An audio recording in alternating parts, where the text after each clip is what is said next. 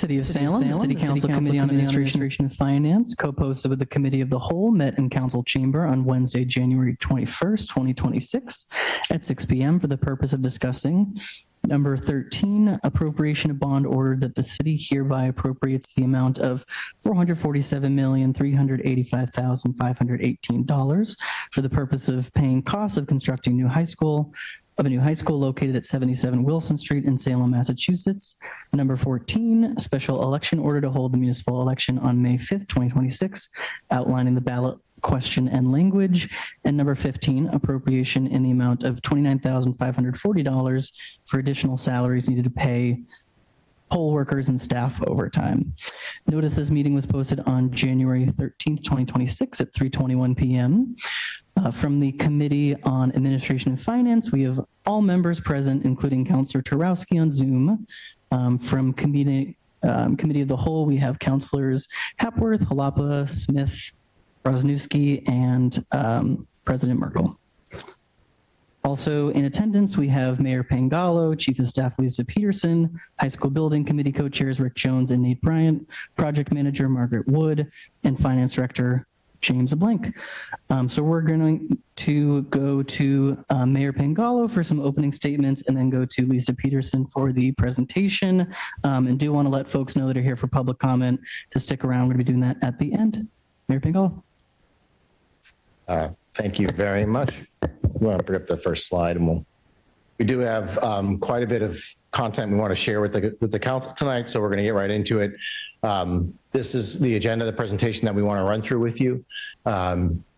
Before we start, I just want to thank and acknowledge not just the individuals you mentioned, Councillor, but also all the members of the building committee. This is a committee that's been working over the last 2.5 years with multiple meetings. A lot of work has gone into this project to date. I want to recognize the current building committee membership, many of whom are here with us tonight from the school district, Superintendent Drake, Principal Glenn Burns, our CTE Director, Mario Sosa, from the Salem High School teachers, Lori Miranda, Lisa Golden, who's the Special Projects Leader for our school building projects, the Director of Buildings and Grounds, Isis Alpakis. From the city, our Procurement Director, Anthony Delaney, Director of Sustainability, Neil Duffy, Finance Director, James LeBlanc. Also from the district, Elizabeth Pauley, who's the Assistant Superintendent for Finance. The school committee representative, your former colleague, Councillor. School committee member Stott, the city councilor liaison, Councillor Sidoriak. Our co-chairs, Nate Bryant and Rick Jones. Matthew Formica, Betsy Riccarelli, Perla Piguero, Bob McCarthy, Keith Tamilio, Jenna Ide, Paul Vichica, and our high school student representatives, Adasa Hunt and Rylan Workman. This committee has been working really hard, not just through the committee process in our regular meetings, but also a multitude of public presentations at community groups, neighborhood associations, tabling at farmers markets and block parties and events at the schools. And in addition to that, early in the process, a number of really, I think, inspirational public presentations and workshops that I think many of you may have had, I hope, the opportunity to attend, where we talked about our visions for what we wanted to see in what really is a flagship building for our community. I've said very often that I believe that Salem Public School students deserve a school building as excellent as they are. Our current facility, which was built in 1976, as you'll hear through the presentation, has many challenges and does not suit either the needs of our students or the way we teach our students today. And we have an opportunity to really do something transformative for our community, to achieve some incredible energy savings, to create a healthier and safer building for our community, and to create a facility that we can all really be proud of. And I think tonight we'll also really get into, I know there's a lot of questions around cost. I think we'll be able to achieve this in a way that is much more responsible to our taxpayers and to our financial responsibility to our community as a whole than the alternatives, which would require more money from city taxpayers than advancing a new construction of a new Salem High School. So to start off today's presentation, I wanted to welcome up two members of our building committee, Lori Miranda, who's a teacher at Salem High School, Rylan Workman, who's a student at Salem High School, just to talk a little bit about a day in the life of the current Salem High School building.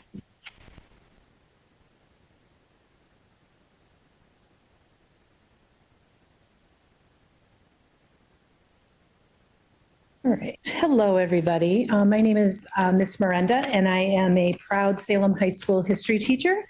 This is my 20th year teaching at Salem High School, 27 total. I've taught in 2 other districts. And so I thought I'd tell you a little bit about how sometimes it's very difficult to be in our building, right? You know, for the last, I don't know, probably 20 some years, I guess. So something around the heating and the cooling in our building, it's incredibly erratic. Our temperatures range anywhere from like the 50s. Historically, because I've been in my room for quite a long time now, my room is dipped into like the high 40s sometimes in the wintertime, which obviously makes it very difficult for our students to learn. I bought a big bin and I have a bunch of blankets that I keep in my classroom, and the kids wrap themselves up, you know, to stay warm. I mean, they shouldn't have to do that, but I'm going to do right by our students and our community. It's also the opposite in the warmer months. So the warmer months, where the building is literally like a rainforest. I continually make jokes about, because the humidity is so bad and the air quality is so bad in the high school, that I'm afraid it's going to start raining one day in my classroom. And I'm not the only person at the high school that deals with this. All of my colleagues, I'm in the section of the high school that was renovated back in 2006, 2007, and I think 2008. The other side of the building is sort of a different story, but I will say that it definitely impacts our kids and the adults. There are also key pieces of equipment that are not always working in the science labs. My science colleagues have been working a lot of times with, there's a lot of safety stuff like the hoods, eye wash, shower stations. The gas lines have had to be shut down because it's not safe. And to replace all of this stuff, my understanding would be that you would literally have to take apart almost the entire building. So I don't know. I don't think that's economically feasible to do that. And it's also not safe. The science labs desperately need to be updated.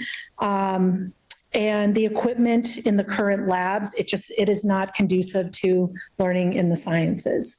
I can tell you, even though I teach history, the way that I teach, the way my classroom is set up, the days of us teaching, a lot of us in this room, some of us older folks remember our high school experience is very different than how we teach today. We don't teach in rows anymore in desks. There's a lot of collaboration, a lot of hands-on learning, even with history. I am constantly having my kids move around, and my classroom, no matter how I move the furniture, it is never really, it's a struggle for our kids to learn. And again, I'm pretty creative, but it is a struggle. The roof, a lot of times the roof leaks, and the leaks are sporadic and frequent. And then when the roof leaks, this causes water damage in multiple rooms. You can go to different areas of our building and you'll see water stains, and God love Building and Grounds. They really try to do the best they can, but you've got there's mold, there's like damage done inside the ceiling walls. Again, this is not a healthy environment for anybody to be around. My CTE colleagues tell me that the spaces are not built for the programs. And it's actually, what's happening is a lot of our CTE programs are Career Tech Ed, if you don't know the acronym CTE. The CTE classes, a lot of them are working in the hallways. So it's not like they can do what they need to do, and there's no classroom space. And the classroom space that's available, I mean, they've done some amazing work trying to, figure things out to do what they need to do, but it really isn't, again, conducive to their learning. Other CTE programs are being rebuilt within spaces that are not adequate for equipment, and space requirements are needed. Again, I'm sure a lot of you are aware that Salem High is done. Our administrators, Mario and Mr. Burns, have done an amazing, impeccable job bringing back the CTE programs and updating everything as much as they can. But again, you can only do so much in an old building. And so you know, it is eventually going to impact our CTE programs if we cannot move forward.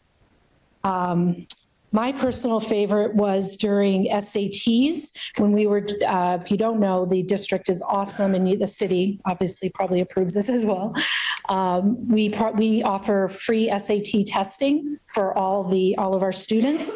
And last year we had a really interesting thing that happened. If you don't know, SATs are now done on computers. They are no longer done on paper.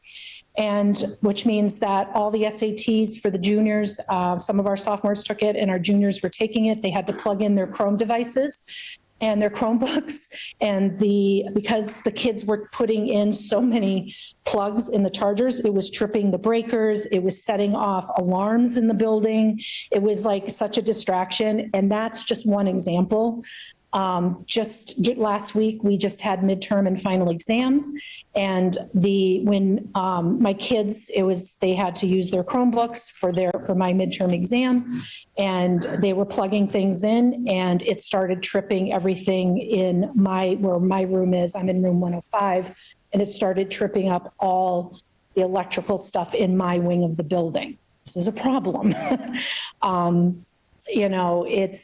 I guess lights aren't important. Electricity is not. I feel it is. So what else? The auditorium, that's another issue in itself. The auditorium does not have the sounding and the lighting for the current uses. It also, from the main entrance of the Salem High School to where the auditorium, music, art, like in our current CTE programs are, that side of the building was never renovated. They only renovated from the main lobby to what I call where my room is, and more like, I'm going to say academic because we're all academic, but the other side of the building. And so because of that, the auditorium never got renovated. I'm sure if any of you have bothered to sit in the auditorium, you realize the seats are uncomfortable. Right now, I don't even think there's even heat in there. They've had to pump in heat from an outside contraption that sits outside of our auditorium. The sound quality, if you've ever had the opportunity to see our amazing band and musical programs at the high school, the sound and lighting, it's too old, right? It's just, everything is really too old. And with that said, I just want to say, again, I've been doing this for 20 years and I am so proud of our students, and they deserve a new building. They deserve the best educational experience, all the generations of the kids that will be coming through. They deserve it. And you can't educate them in a building that was originally built in 1976 if we are going to prepare our kids for the future. And that's where, that's so important. So I will end with that. Thank you, Ms. Miranda. I'm Rylan Workman. I'm a high school senior. I'm mainly involved in the science, the music, and the art departments at Salem High School. And I think one of the biggest concerns that's come up for me is that, at least as far as the band goes, we have groups of 4 students pushing these very heavy marimbas up the stairs or up and down the stairs because the band room is on a separate floor from the auditorium. And that is definitely a safety hazard. And I think obviously first and foremost comes the student safety. I mean, I remember a time when I was in my freshman bio class, actually, and I believe that from a hole in the ceiling, a mouse fell out while I was in a different class at the time. But so I think that's definitely something that shows you the state of where kind of our education is with this current building. And I also think just looking beyond the academics that Ms. Brenda highlighted, you can see for extracurriculars where students do not have access to a baseball field on campus, or have to go all the way to Gallows Hill to play. When kids are walking in the cold for the 20 minutes to practice, it delays their practice. It prevents them from doing other stuff that they like to do. And it also just makes it really difficult to get involved within a sport. I mean, I'd also say too, is that as a student who's very academically involved, it's hard after school to find spaces to study, small, quiet spaces. I would right now I'm kind of resorting to the practice rooms, and it's not fair to the music department to have to relegate what goes on in the practice rooms. And with the new school building, there's a bunch of small like study spaces and kind of quiet rooms where students could actually work together and collaborate even during the school day. And I think that's really important to education. Another thing that's really come up for me, because I've always been very passionate about the environment, is just having the school where there's renewable energy, having the school where I know, like, since we're the generation that's going to experience climate change, where we can be proud of what our school's doing and be able to tell like our friends in other schools that our school has geothermal energy, our school has solar energy, our school has this CTE center that's preparing students for careers in wind energy. And I think that's just such a unique thing that our school could have, that we could prepare our students for the future, like Ms. Miranda was saying. And I think that it's important right now that we decide to upgrade our school, to renovate our science labs, and make it really just a school conducive for the learning that prepares these students to have the best possible future.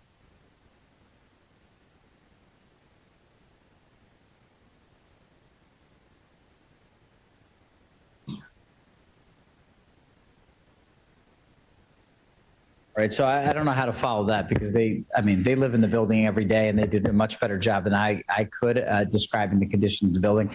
I'm Steve Zreich, the superintendent. I know most of you here, and we just appreciate the opportunity to share the perspective of our perspective about why there's a need for a new high school building. The only thing I would add, without repeating the things they've already said, I do think it's important, a couple of things around our educational philosophy as a district. We are trying to move toward the integration of our career spaces, our career technical spaces, and our academic spaces. Right now, the building is bifurcated, right? One side is the CTE programs, the other side is the academics. Doesn't make a lot of sense, because our goal as a school system is to prepare kids for college and or career, right? And those are not distinct things.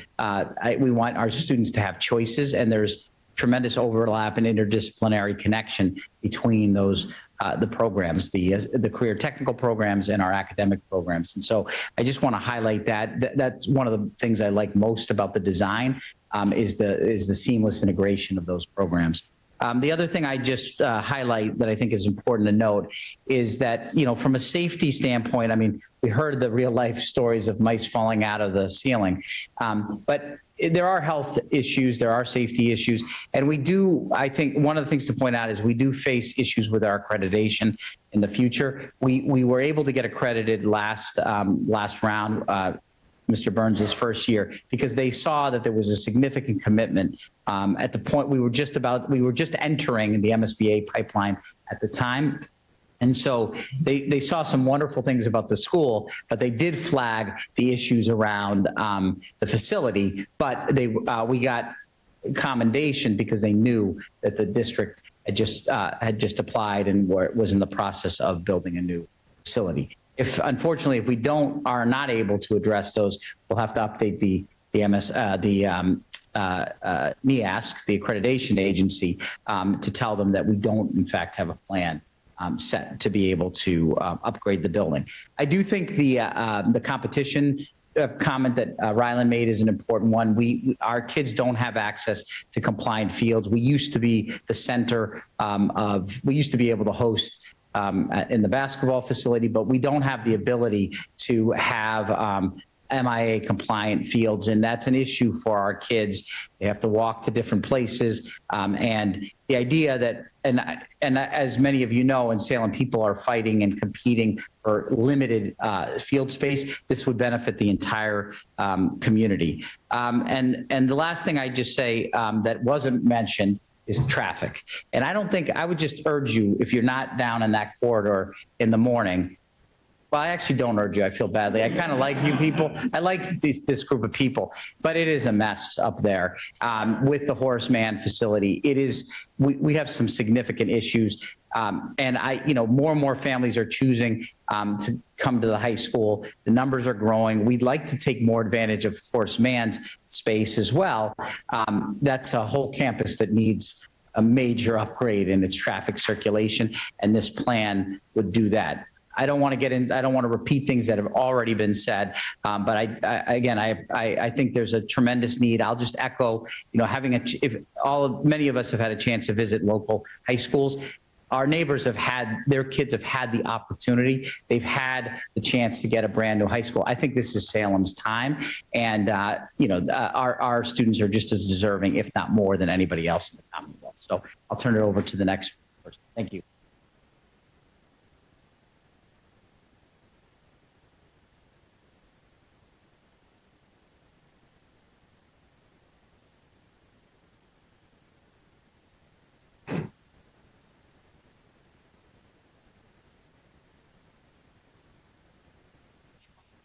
Sorry, I thought I was up a little later. So I'm Margaret Wood. With my colleague Deborah Marai, we are the owner's project managers for the high school project. The MSBA process actually requires, if you're going to get funding, you have someone or some group of people who are managing the project, because we know in districts and municipalities, everybody's already got a full-time job. So just to kind of review what you can see on the slide. This process takes quite a long time. It's sort of initiated by going to the MSBA through a very defined process, stating that there is a facility that needs work. And sometimes it's about the number of kids. Most frequently, it's about the condition of the building. And that was the basis on which this application was made. So there were multiple steps. In order to get there, 2023, I would point to as a really big point, which is when the MSBA had invited the city of Salem into their so-called pipeline. And at that point, the mayor led the formation of the building committee.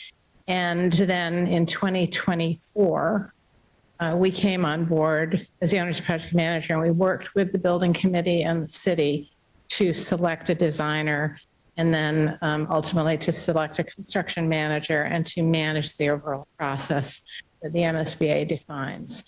I do want to note here that the funding, the MSBA funding, comes from our sales tax. So the pot that the money comes from is a penny of every dollar of sales tax in Massachusetts goes into this pot of money. That's where the funding comes from. And the grant application process is competitive, and it's based on need. So I guess as they've been doing this new process since about 2005, a huge number of districts and municipalities have taken advantage of this funding. But it's your sales taxes here that are going into that pot. So, taking advantage of the opportunity to seek the MSBA funding is getting a piece of that pot. Sorry. Okay. So these projects are long. This little schedule really just starts with the point in 2024 when we came on board, which was the summer of 2024. So if you think back to the slide before, there's a lot of other time to get at this point, the beginning of the middle of 2024, Salem was in the pipeline doing team selection. Then the blue bars at the top, the feasibility study and schematic design, are the two pieces of the process that we've been through. The MSBA will vote on February 25th because we've submitted an application. The board will vote to confirm the MSBA's intention to fund the project. And then in May 5th, as the date that's been proposed, will be the local funding authorization. And later in this presentation, there'll be a lot of discussion of what that looks like. So the dotted red line is just to show you where you are. These projects typically take a minimum of 5 years. This one's sort of in the neighborhood of 6 or 7. Part of that is it's a big building. So this is showing the remainder of the design process, which will take about a year and a quarter. It shows bidding of 2 packages, and then the big building project, the 30-month construction piece, is that long orange bar, which is followed by moving furniture in, which will take a month or 2. And then our goal is to open the school for the fall of 2030. And After that will come the demolition of the existing building and the construction of the athletic fields in the location of the existing building, which I think Rick is going to talk about some more in detail with it. That's the overview. Slide. Thank you, Margaret. I'm Rick Jones. I'm co-chair of the building committee. For those of you who don't know me, I'm a parent in the district, 2 girls in the district, and I am an architect in town. I'm not the architect for this project. I'm just an architect. I'm going to talk about this slide. When you enter into the MSBA pipeline, as that Margaret was describing, you're required to look at 4 options. That's what you see here with these 4 columns. You're required to look at purely a code upgrade, which means you don't change any of the teaching spaces. You simply look at upgrading the building to meet current building code. You're required to look at a renovation only scheme, which would be all those code upgrades plus addressing as many of the educational updates as you possibly can. You're required to look at a renovation addition scheme, which we did as well. And then you're required to look at new construction. And as a building committee, we evaluated these 4 on this matrix, as well as many other characteristics. And I want to highlight just a few. I'm not going to go through this whole thing. But for the code upgrade option and the renovation only option and the minor reno major addition option, one of the big drivers was, as Margaret said, it's a 30-month construction process. That is predicated on the new construction. So if you were to do any of those phase renovations, code upgrades, et cetera, you'd be moving around the building in piecemeal chunks. When you do that, you're not only adding time, you're adding cost, because when you build a new building, the steel erectors come and they erect the steel all at once, and then they go away. And when you're doing it in 7 or 8 phases, picking your way around the building, those guys are coming and going 7 or 8 times. And so you're adding between 18 and 24 months to that construction timeline and the associated costs that come with that demobilization and mobilization. Not to mention what Lori and Rylan and Drs. Reich and Glenn and Mario would have to live through with the building being a construction site. You would have students who would go to school and their entire high school career would be in the midst of a construction site. And I don't think we want that for our kids. So you'll see in the line there, like second down from the top under cost and impact, phasing complexity and disruption to school operation. We rated the new construction option a 1 and the others a 2 and a 3, because we felt like those were much more onerous to the folks who are going to have to live and work and learn in the building. The estimated construction cost, which is the other one in that line, the 3 to the right are very close to one another in cost, but those dollar signs represent the new construction is actually cheaper, largely a function of that 18 to 24 month reduction in the construction timeline. And then the last thing I'll point out is at the bottom there under educational priorities, there's no point in doing this if we can't support the educational vision, a large part of which is integrating CTE in a more meaningful way. That code upgrade column is not addressing any of the educational initiatives. It's bringing the building up to code. And, it's going to be hard to ask Lori and Mario and Glenn and the team at the school to teach in spaces that were designed 50 years ago with a pedagogy and a curriculum that's designed for now and 30, 40, 50 years from now. So we didn't feel that was a viable option. The reno only option gets us a little closer there, but there's still going to be all kinds of compromises because you're working within the bones of the existing building. So that really drove us to the one to the right, the new construction, which is how we've spent the last, Deb, 4 months, 5 months working on the schematic design for that to submit that.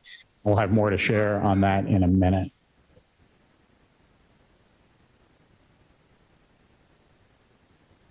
Thank you, Rick.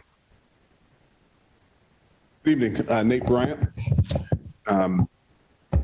co-chair with Rick.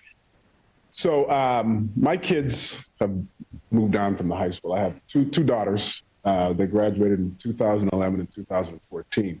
And so quite a few people have asked me, why are you even co-chairing this where you don't necessarily have skin in the game?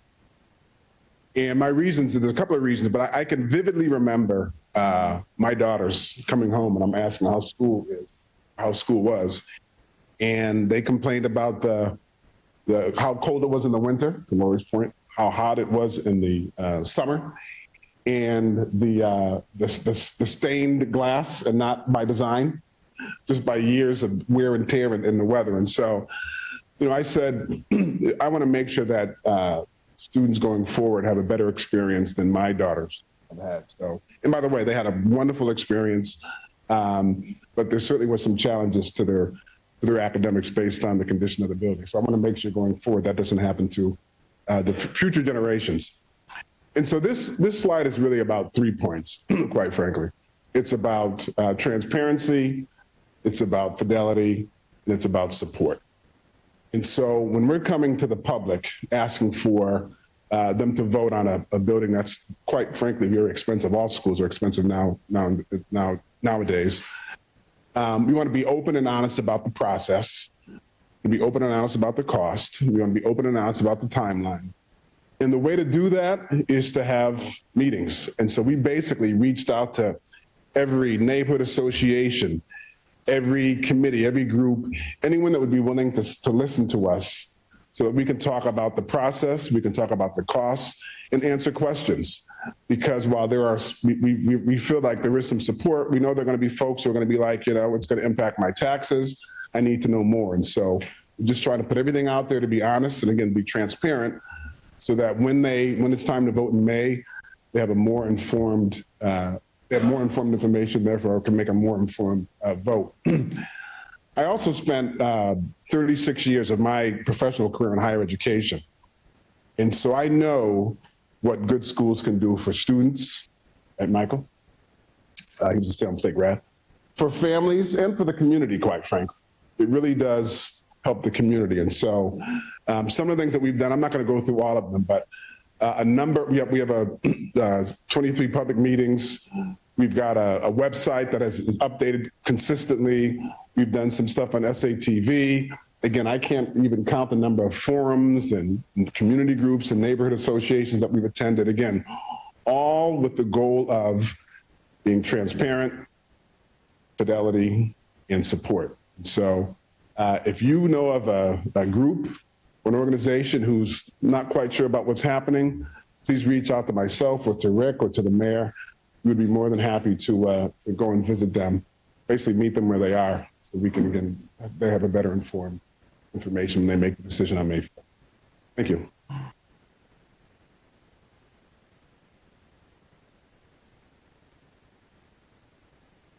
Thank you, Nate. Just a reminder for folks, try to speak right into the mic. We can all hear you, but I'm just worried about the Zoom folks a little bit. Okay, thanks. I'm back again here. I'll be brief. But throughout this process, we've been very fortunate to have a lot of student voice be part of the process. Obviously, Rylan is one of the two students on the building committee, and we've had other students who have been part of that, and his voice has been instrumental in the process. But we've also had the opportunity to include students as part of design days that we did early on, where students were invited to contribute, and they have a lot to say, in case you haven't talked to a high schooler recently, but they have a lot to say about their experience at Salem High, and I would encourage you to interview your neighbor that's a high schooler at Salem High School. They'll tell you all the issues that exist and what they would like to see in the new building. But we've also been able to leverage the student advisory group, which Rylan happens to be a part of. I meet with a group of students on a monthly basis, and we've had the design team, the project management team come multiple times to get input over. Believe it or not, it's been as many as 3-4 years, and they've come routinely to, and that's what you see in the pictures there. You see members of my team who know that this building is not going to be built in time for them, and they'll be the first to tell you how disappointed they are that they're not going to benefit from them. from this, but they do care about the legacy of their siblings. They care about the legacy of their neighbors. And so they've given us a lot of insights about everything from bathrooms to the cafeteria spaces to the places to study, what they'd like. There's a lot of discussion about locker rooms and so forth. And so that's been very helpful and will continue to be as we move along in the process. Next slide. Just as important has been educator input, and Mr. Burns and his team, Mr. Sousa, who are both here, and Ms. Mullen, who's the assistant principal, they've convened multiple meetings with different departments at the school to get input. And our design team has met with teachers multiple times, and teachers are just as passionate about students, as you heard from Lori, about their spaces and what they'd like to see. And they know their disciplines best, and we've can't do everything that they've asked for, and they've had a lot of great ideas, but a lot of their input has been incorporated into this design and will continue to be as we even begin, if in the future, if we're able to start talking about the furniture and the different technology that will be used in the building. So teachers have been very involved. I also have a teacher advisory group that I meet with monthly, and there's been meetings with them. With our design team has come to get input, not just from high school teachers, but from teachers from across the system, because this is a building that will impact not just the high school staff, but is a place that could be used by all staff in the Salem Public Schools and families and staff who don't necessarily are connected to the school system, because this will be a public building that all will be able to use. So we've been able to get a tremendous amount of input from our staff throughout this process, but the bulk of it has been done with the Salem High School staff, and Glenn and his team have done a great job of ensuring that there's been opportunities for teachers to weigh in, so that they're not going to be surprised by anything, and that they've endorsed to the extent possible every space that they will utilize and leverage in the future. So thank you. Thank you, Dr. Strike. I'm going to ask Rick to come up to talk about the new high school in a second. Before we do, I want to say, first of all, I neglected to acknowledge a former member of the school building committee and the vice chair of the school committee, Beth Ann Cornell, who's here, who put in many years of work on the building committee's behalf. And I also want to acknowledge Perkins and Will, which is the design firm. It's been, we've mentioned the design team a few times.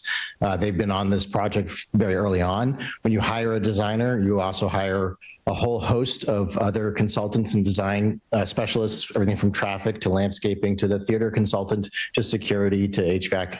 They have assembled an incredible team, and they're also the folks behind the renderings and the plans that you'll see presented here, including this illustration, which shows the entry drive towards the new high school building. And if you can move to the next slide, I'll provide the context of the setting and then turn it over to Rick. This is an aerial view, and you'll see on the left top corner there is the new high school building, and directly behind it is Highland Avenue. The L-shaped gray figure, there you go, with the laser pointer from behind here, okay, is the existing parking lot, Lot A. And then where the central baseball field is roughly where the current high school structure is. The bus parking lot is the lower parking lot in the middle of the screen. And then that lower practice field currently is the softball field in this diagram. You'll notice, and Rick will talk about this, that a lot of this site, despite being over 60 acres in size, is not buildable. There's ledge, there's high-powered lines, there's wetlands, there's a lot of constraints on the site. So I want to give a lot of credit to the design team for developing the vision for this. And I will now turn it over to Rick to talk a little bit about what the new school will look like. Is that good? Yeah, okay. Right, so to orient you, you see Highland on the top left and Wilson on the right. You see the existing Horace Mann and the L-shaped parking lot, which is effectively the location of the existing parking lot, and the kind of knoll of ledge and landscape that sits there between the existing parking lot and the school today. The new school, as the mayor indicated, is located between the existing school footprint and Highland. So what's underneath there, if you will, is the Salerno Automotive Building and the tennis courts, right? And that goes back to my point about the 4 options we looked at. This one stays out of the footprint of the existing building. We are pinching a corner of it off. We have to fit the building in, but we're staying effectively, we're avoiding all that phasing discussion, associated cost and pain that comes with that. And then you see the athletic fields, new athletic fields, which we'll talk about more fully in a minute.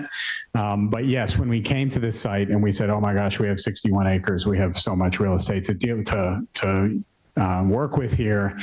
And then very quickly we realized that between the power lines, which you see kind of an L shape cutting diagonally across the side of the plan there, Horace Mann, which obviously is staying, the Horace Mann playing field, the parking requirements, and then all that blue is wetland, which has setback requirements. We were squeezed down, and then the existing footprint. The footprint of the existing building, we're really squeezed down to that area on the top left. Next. So this is the ground floor plan. We've zoomed in. You can still see Highland at the top. I'm going to go through these relatively quickly, but we can come back to them if you have questions. There would be 2 entry points. You see that loop drive on the right, on the bottom right. That would be the drop off for parents dropping kids off in cars. And then the bus drop off would be wrap around the L-shaped parking lot. So there's a door on each side there in that corner. And you would enter into that cafeteria space where kids could gather, gathering space. That would be the ante room to the gym for an event, or the ante room to the auditorium for an event. And you see these 3 kind of fingers that run east to west, north is up on this drawing, that run east to west that are packed with programs. So at the ground floor, we have a lot of the big CTE programs like auto and marine on the left, culinary on the right, at the bottom, welding, healthcare, and things like that. So as you move up through the building, next slide. Oh, I think we're going to get a rendering here. Right. So that main entry would be on the left there. You can see the door just to the left of those folks. And the other entry would be behind you in this image. So this is that cafeteria gathering space. The gym would be at the right of this image, out of frame, and the theater would be beyond that wall that's at the end of the image to the right-hand side. So this would be the pre-function, post-function room for any kind of event or athletic event or the musical or what have you. As you move up through the building, the second floor, you're seeing the double height space associated with the gym and a track that wraps around that. You see that north to south arcing yellow corridor that links those 3 fingers together. That would be the kind of Main Street circulation that connects all those classrooms. The dark blue or the kind of teal color, those are all of our CTE programs. So you get programming at the bottom, medical assist at the top right, sustainability at the left. And I think this is one of the big drivers that Mario and Glenn have pushed from the outset, is that integration of CTE programs with other academic classes, rather than having a CTE wing that segregates those students. You know, Mario said to me early on that he wanted that kid who was in physics to leave physics and go into carpentry and see the applied. This is how you apply physics. It's not just like carpentry over here and physics over there. That was mind-blowing to me. And I think when we conveyed that to Perkins and Will, the architects, they've worked very hard to keep those teal things integrated with the purple things, which are the basic classrooms. And I think that's been a real success of this so far. As we can, here's a shot of a interior rendering of a typical classroom. And then as we continue to work our way up through the building, we get electrical and the Aqua Lab and graphic design as a CTE program integrated with the art classrooms. And then you get the science classrooms and labs and things at these upper floors. And we get one more floor where you see the rightmost wing will drop away. And that's the top floor, which starts to become very classroom heavy because the quantity that's required. And then on the roof, as Rylan mentioned, the idea of students being able to see things firsthand and do hands-on learning. There are PV panels on the roof as part of our goal to get to net zero energy for this project. And that would be an opportunity, learning classroom opportunity for the students to, part of an electrical curriculum, to learn about PV. So a couple renderings to close my piece out here. This is as seen from Highland Ave. You can see the little icon there at the top right with a little caret showing where you're looking from. So this would be almost as if you've just come down off the pedestrian bridge that crosses over Highland that I'm sure you're all familiar with. And then at the bottom right, that's a little closer to the building than the image the mayor had up at the outset of this. But that drive to the left in that bottom image is the loop drive for vehicular drop-off, and the plaza in front that would, the cafeteria would spill out onto. And then on the top left, that's the Black Cat in the bottom of the bar on the left-hand side of that image, and that's the other side of that loop drive.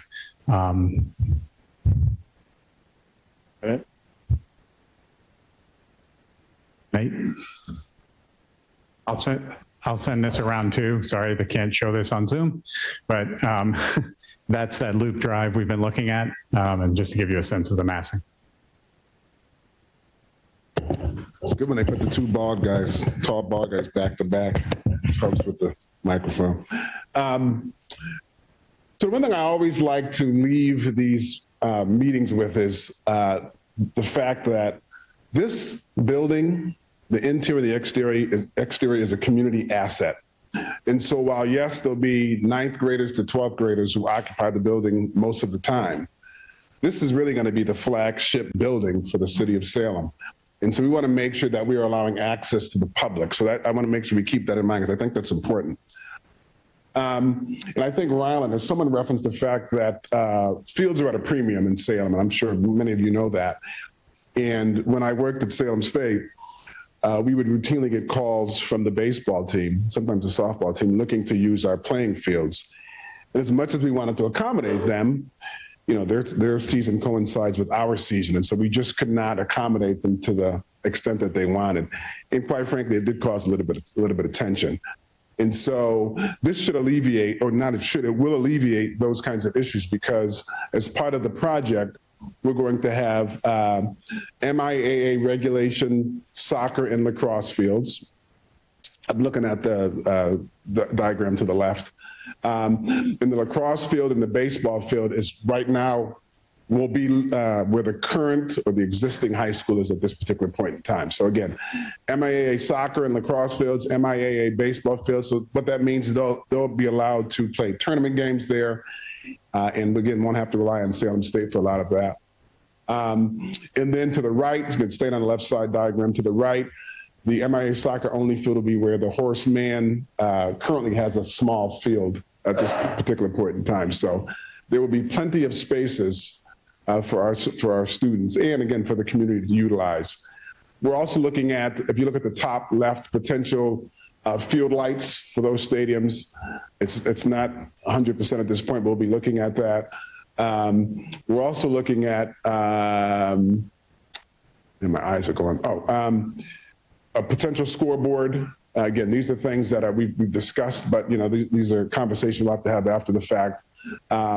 We also looked at parking, because even parking is going to be is tough in that area. And as the superintendent said, we are really confined by wetlands and electrical and ledge. So again, trying to work all this in has been complicated, but we think we've done a pretty good job.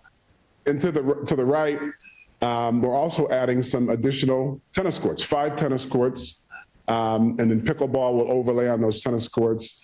And again, I talked about the MIAA softball field. So all of our major sports will have fields that are playable during the regular season, as well as during the tournament.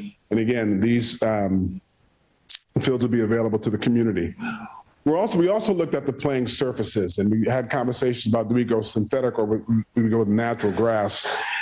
And we've landed on synthetic for a number of reasons. Number one, in the long run, it's just more cost effective.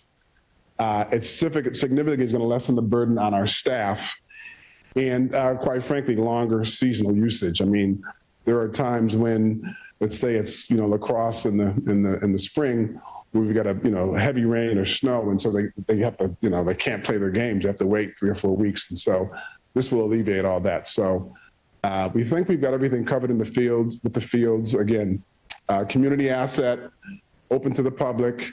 And I have another slide. I'll talk a little bit about the. Actually, go to that slide now. Next slide.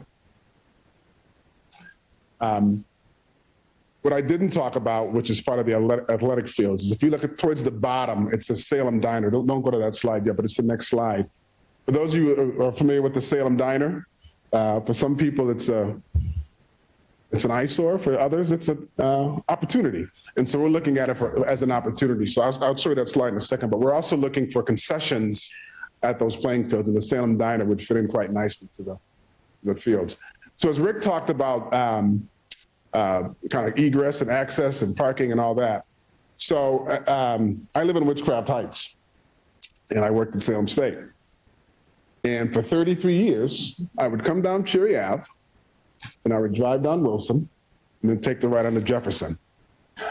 And I got pretty good at timing when not to be on Wilson Street. And so for those of you who have to frequent it, it could be a little messy in the morning and the afternoon. And so as part of this design, there'll be two-way traffic coming into the school and out of the school on Wilson Street. And the very top of the diagram, you'll see that's going to be the bus entry. Again, Rick talked about a lot of this, so I'm not going to go through a lot of it, but I do want to comment, I don't know if Rick mentioned that the parking lot number 285 is the existing parking lot, which will be solar. I don't know if Rick mentioned that. And then again, we will have two ways in and out of the campus, and also making sure, from a safety perspective, that we'll have gates or ways to, shut down access when school is in session and to open it up when it's time to either come to school or leave school. So we have a pretty good, I think, flow of how traffic can work and not impacting our students or the learning. Next slide. And this is the diner. And I really should hand this over to the mayor, because this was the mayor's brain trust. But again, the Salem Diner was, as you all know, it's a historical monument. And then Salem State took it over. And we just didn't have the capacity to handle it. So I believe the mayor had some conversations with our president. And, we're looking at the new diagram and the new fields, and having a place where folks can get something to eat while they're watching their sons and daughters play sports. It seemed like a natural fit to have the Salem Diner as part of that. Now, it's not part of the project, but it's something that the mayor is looking to have happen. I think it's a great idea. But right now, it's kind of sitting idle. And so it's an historic attraction that we don't want to. Thank you. Thank you, Nate. So we're going to transition into the money now that you have a picture of what the proposed project is. And so the top here is just to kind of recap Rick's summary earlier. The MSBA process requires, and frankly, I think it's really important for community process that we look at 4 options. So we always sort of start from the perspective of what are the 4 choices. The code renovation, as Rick described, that's basically bringing the building up to code. But the code renovation makes no changes to academic space. So to give a good example that hopefully will be meaningful, the classrooms, despite the scale of the existing building, the classrooms are actually undersized relative to a modern standard. We heard that at the very, very first community meeting. Teachers came and said, these classrooms are small. And they're right by a sort of modern standard of kids of this year, and the kind of flexibility that Lori was talking about at the beginning of wanting to be able to reconfigure space and not have kids in rows. So Code renovation is don't touch the academic space, just make the building, bring the building up to code, solve the hot cold issue, solve the issue of plugging in too many Chrome carts and having things crash. That's a code renovation. The renovation project would actually remove some of the square footage of the building because it's actually a very big building, but it would address the educational space. So for instance, you would reconfigure the building in order to have classrooms that met a modern standard and to make sure that the rooms were modern up to and sort of usable for modern education. The addition renovation, that was a project that was premised on the notion that could we have a version where we kept the existing field house, which is the biggest part of the existing building, obviously has a storied history, and then build around it, and then the new construction option. So, I think that the numbers, are fairly self-explanatory. You can see that the smallest footprint building is the new construction version. And that is because the existing building is very big, like 420,000 square feet. That's a big school. Those of you who know the history know that it was designed for a population of 2,000.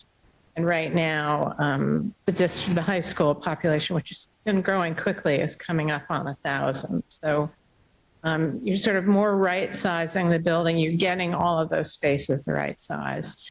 It's the least square footage, which is really, a big driver here. So the construction cost is only a component of what's called total project cost, which is the little chart at the bottom.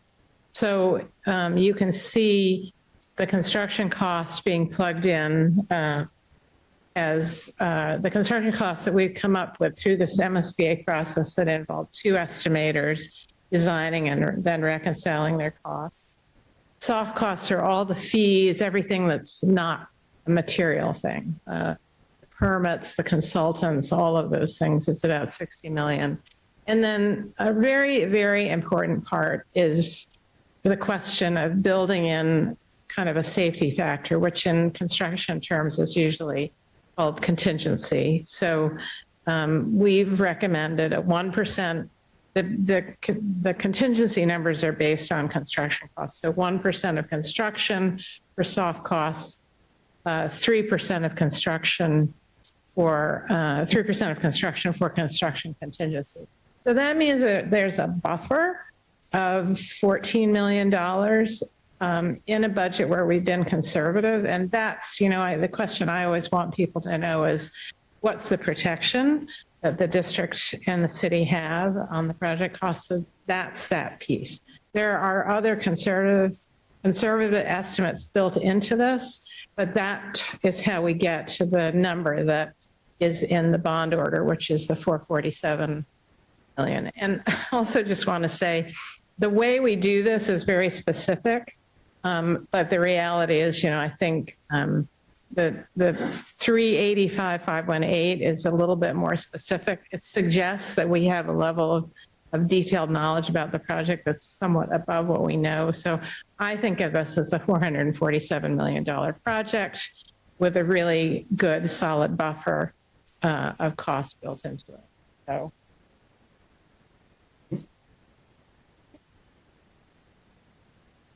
Thank you. So I'm going to pop up here before Margaret's going to talk about the MSBA in more detail, because this is a frequent question we get, which is what is the city trying to do to drive down the cost of taxpayers? And in a moment, James will talk about the specific costs to taxpayers from the proposed override or override debt exclusion. So the first thing I want to point out is that we did start with a project that was knocking on $600 million. And that was when we were looking at a grade 7 through 12 configuration with new construction or renovation.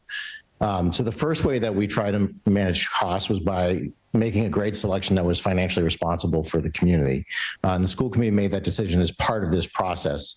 The new construction selection, as Rick mentioned, also provided a cost savings. So I think it's important that people understand that a lot of the decisions that have been made have already been made with the intention of bringing down the project cost by hundreds of millions of dollars.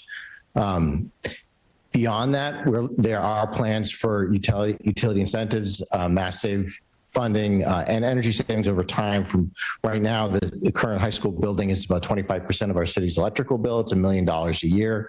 It is an energy beast. We can't really manage it well because systems are no longer functioning. So by having a building that has more modern energy systems, we have financial savings, and we also have the added comfort for the people that work and study in the building. District improvement financing. So you'll notice that on some of the plans, one of the athletic fields is not planned for part of the project. We're reserving that for the potential future use of a development project that could be used to capture the property taxes from that project and reinvest those into the debt payment. We've been having a dialogue with Mass Development about district improvement financing as a tool that could be used for school debt. And they have said that it is. It may be that parcel. It could also be parcels related to the growth in that general area as well. So we're going to put that on the table for future projects as an option. Obviously, we're pursuing state federal grants, such as they may exist, where we can align them with project needs, whether it's complete streets, mass works, anything that can help provide a non-taxpayer funded revenue component to the project. There was interest in private fundraising. We've heard from some alumni who are interested in a Friends of Salem High School organization to try to galvanize some funds to help provide specific support for arts programs or athletics or elements of the building that really speak to those alumni. There's a proposal that has been filed in the legislature for a local option sales tax. If it was accepted here in Salem, it would be roughly $13 million a year, which is about 89% of the projected annual debt cost for this school project. So something like that maybe could help provide a non-property taxpayer revenue stream to the project costs and to the debt if it were adopted. And then lastly, increased tourism revenue. We've heard from a lot of people who want to know what can we do to get more money out of our visitors that can help provide some relief for property taxpayers, particularly for this project. I've submitted a request to the Park and Rec Commission for a $5 surcharge on the Witch House tickets that will go directly to the debt payments.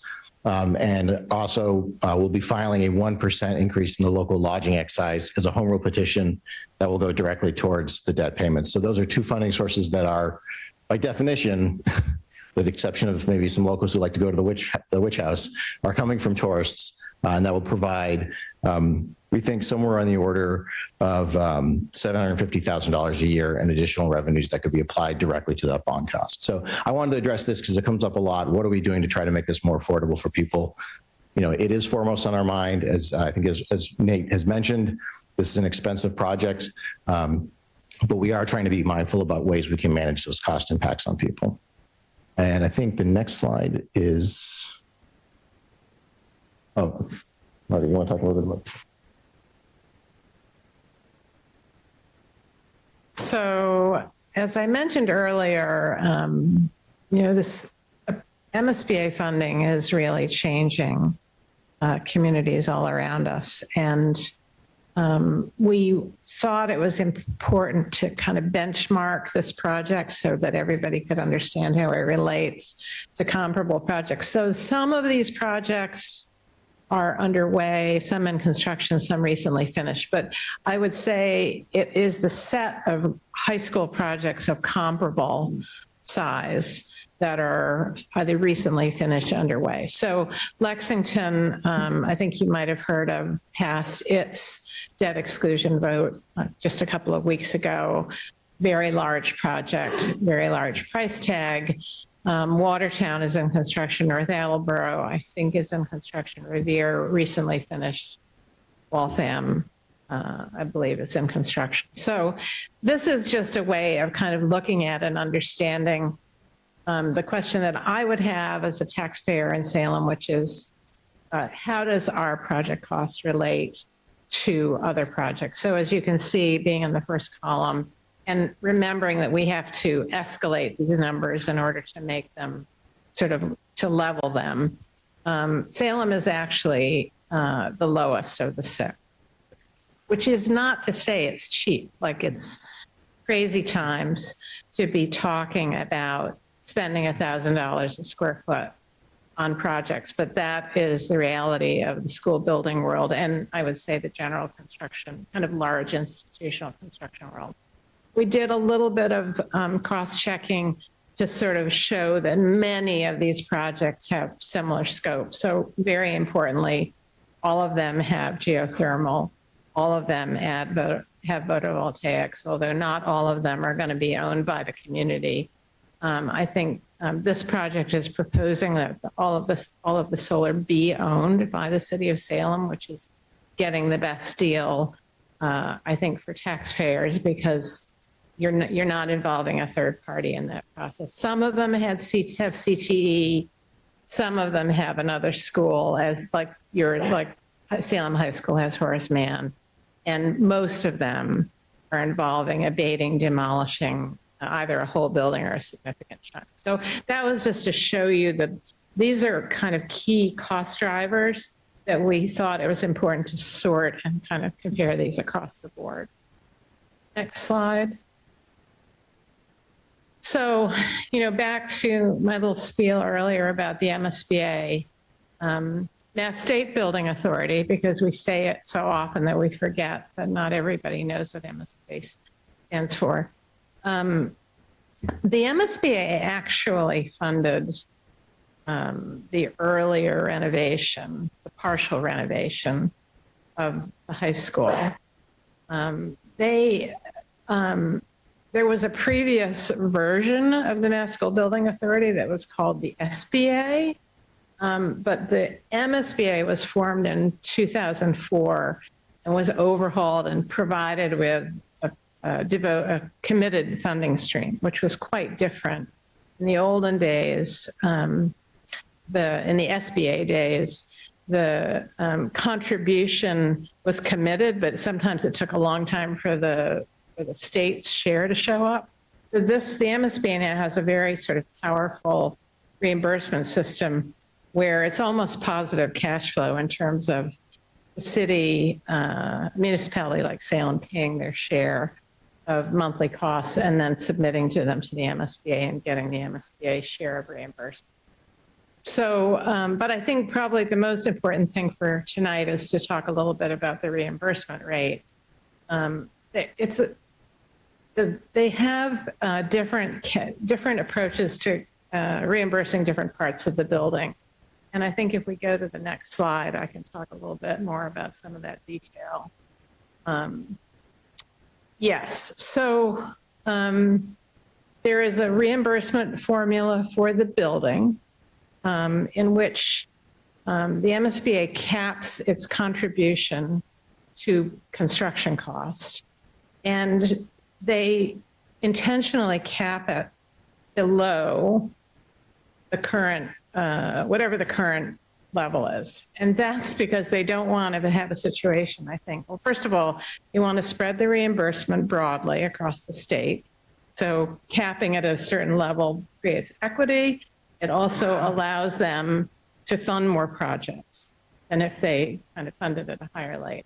So a big piece of this is that I think the current cap is $625. So we're at a little over $1,000 a square foot. So the difference between those two is not reimbursed. And then they also cap some other costs, but the biggest piece of this is definitely their cap on construction costs. So when you plug all of this stuff into a complicated spreadsheet that they have, and understanding that this project has geothermal and photovoltaic embedded in it, we end up with a reimbursement rate of 44% of the total project. And that translates to approximately $198 million, as it says in the first bullet. And again, just to go back to those projects we were just looking at, if you benchmark those, Lexington's is the lowest at 17%. And you can actually find, if you can go to the website, the Lexington High School website, pretty easy to find. So Salem at 44% is kind of on the upper end of this. Revere's was a little bit higher. But I think Revere has a very small site, And so if you go back to the other chart, I think it does not have some of the other things that were in the sort of category of comparison. So again, Salem is sitting kind of in the middle of these, probably towards the higher end projects of this scale.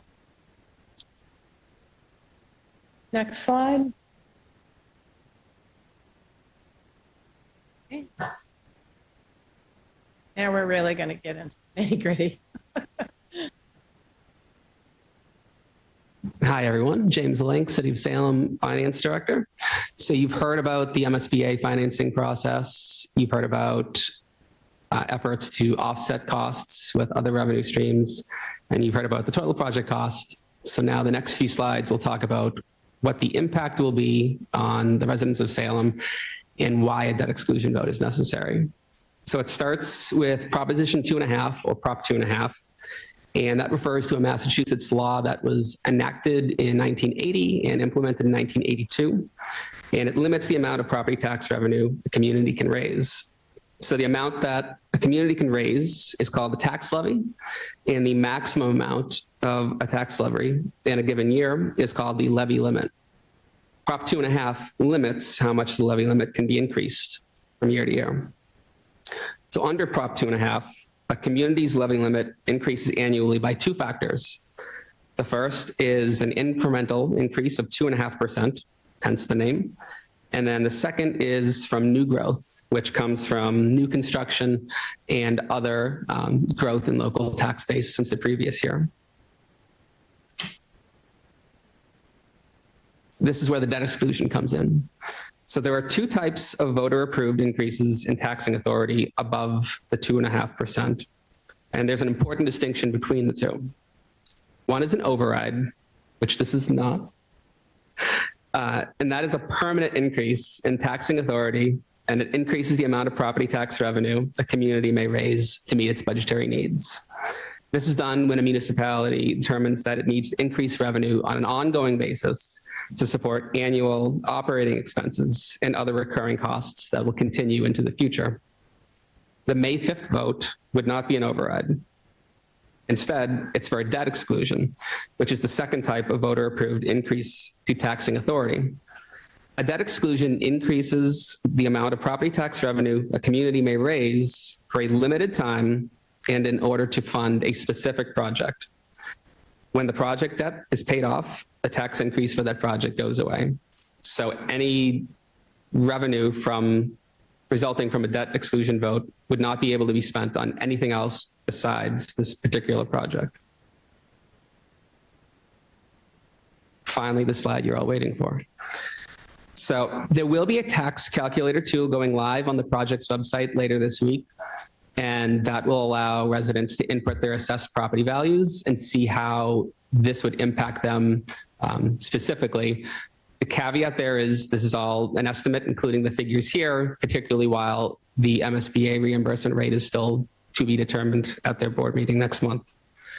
So for the new high school, a yes vote would have a median impact of $727 for residential property tax and $1,314 for commercial property taxes on an annual basis for the duration of the project's debt. A no vote would prevent the city from accepting the MSBA funding, and it would introduce uncertainty and variability due to multiple smaller projects being done over an extended period of time. And it would also limit the city's ability to fund other projects in its capital plan. It would result in a median residential impact of $909 and a commercial impact of $1,644. And unlike a yes vote, which would provide some level of predictability for the city's debt service, a no vote would result in incremental increases over the life of those projects and that project's debt over an extended period of time beyond what would be needed under a yes vote. So this chart sums all of that up. The $455 million total of a yes vote represents the city's share of the project plus interest, while the $932 million totals all the projects necessary under the code renovation option plus interest. So the total final cost of the code renovation is 104% of the yes vote for the new high school. So in other words, rejecting the debt exclusion by the end of all of those projects would result in more than double the cost of approving the debt exclusion.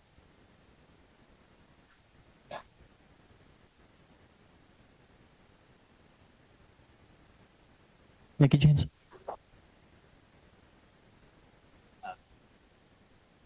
This is a version of the closing slide that we've been using on the roadshow with just the financial elements added now that we have those details available.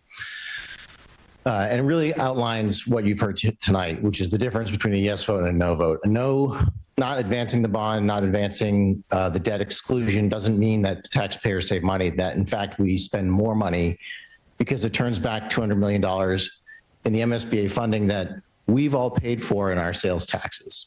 Our sales taxes are going to the MSBA that's going to pay for a new high school in Lexington. I think that money should come to Salem. We get the same building. We don't get the improvements. We don't get the CTE improvements. We have a modest energy savings. We will probably lose educators and students. And I think it's also important, as James mentioned, to point out that if we advance a code renovation project at the city's expense, it means $10 to $12 million of our capital budget, are basically the amount we can spend on debt each year, is consumed for code renovations at Salem High School for the next generation. And that's what adds up to that $932 million final total cost after 30 years. So when I started by saying that advancing this project is good for Salem students, but it's also good for Salem taxpayers, that's what I was talking about. If you can go to the next slide. So I do want to say that this is the website for the school building committee and the project right now. The tax calculator, as James mentioned, will be on this website later this week. This slide presentation will be on the website tomorrow morning as well for anybody that would like to access it.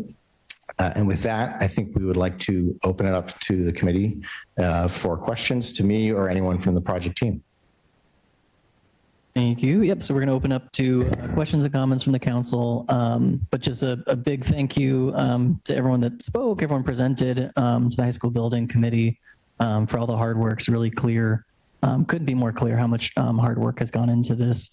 I think hearing about students using blankets in the winter to, learn really paints a clear picture of the sense of urgency here.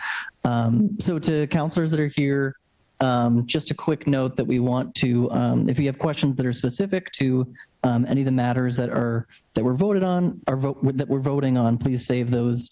We're going to have time for that at the end. But any questions about what we just heard, please feel free. And Councilor Dorowski, feel free to use the raise hand function. With that, I'll go to Councilor Brzezowski. Thank you, Chair. To the mayor, just while we had those last few slides in our thoughts, we were taking a look at one of the slides that showed the tax increase, for residential being $727 and the commercial being $1,314. Residential is a broad term because it includes single family and multifamily homes. So do we have an estimate of what a single family home owner what their increase would be?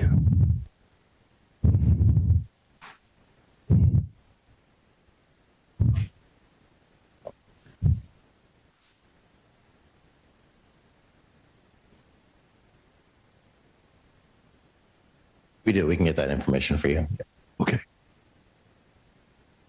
I know that there'll be a calculator put on for the public that they can plug in their own taxes to be able to find out exactly what it's going to be. But I think right now for the general public, I think the individual homeowner may want to know about what that's going to be. Right. So our taxes are classified by residential or commercial. So on the tax calculator, you'll be able to input the assessed value of your property and then select whether you're residential property or commercial property. So the variation based on condo or single family, it doesn't matter when it comes to the rate.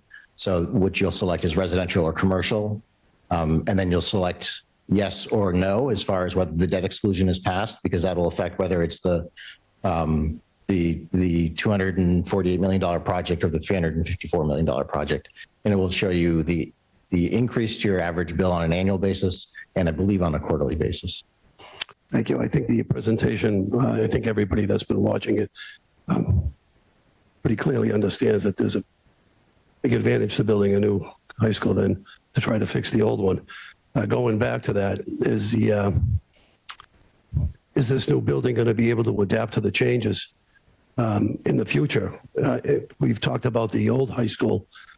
Well, let's talk about the old high school. Before this current high school was built with such poor quality, and I lived through the reasons why we need a new high school, and I agree, because since day one, the current high school has had problems that's cost us a lot of money. But one of the things that I heard was that where this new high school is going to be adapting to the changes that we've seen over the years. And again, 50 years from now, there's going to be changes. So is this new high school going to be adaptable to that? Is it going to be built with a better quality? Are we going to be able to expand without putting the burden on the taxpayers with the new building? So I'll welcome anybody from the building committee or the team that wants to respond. I'll start by saying, yes. So one of the reasons the costs are so much more, it's not just inflation. It's also, I think, the quality and the expectation, the degree of work that goes into the design phase and the engineering on the front side of the project is probably more expansive than has been in generations past. And I think that's a good thing. It does add to the project cost, but it means you get a higher quality product.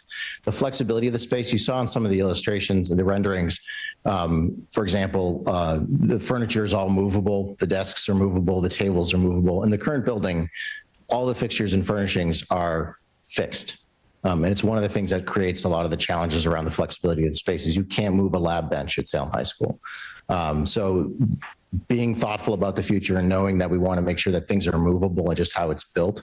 And the last thing I'll say, and open it up to anybody that wants to add anything further, is you'll remember on that last floor of the building that the northernmost finger of the building didn't have a fourth level, and that provides some capacity for flexibility and enrollment. So in the event that we do have a large enrollment growth at Salem High School in a decade or two's time, we have the capacity to add a substantial amount of classroom space as well without having to go out, because there's not a lot of space to go out on that building. We have to just go up. All right, that's good to hear. Basically, lastly, before we get the figures, my finance director, when this project first became public, we were told that the MSBA was going to be giving us 45 to 60%. What changed? Why are we down lower than the projection? Want to take this one, Margaret? That happened. I have nothing to add. The mayor's becoming an architect light on the flexibility thing. I was going to talk about that. Part of it is that we made a decision to move forward with geothermal and solar PV, and we looked at, with Neil Duffy and the design team, a lease agreement for solar PV or owning the solar PV. It was financially advantageous to the city to own it. And so that came into our side of the ledger, and the MSBA will not pay for that part of the work.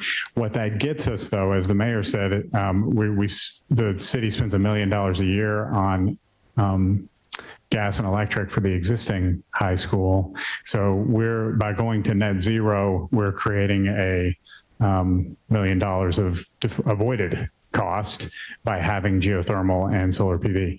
So the percentage went down because we loaded some of that stuff into our side of the ledger. Yeah. I'm going to take the hit for that because I'm the one doing the estimates that the mayor is using. So Rick captured it. So when we were looking at the 45 to 50, the solar was all 45 to 60. The solar was below the line.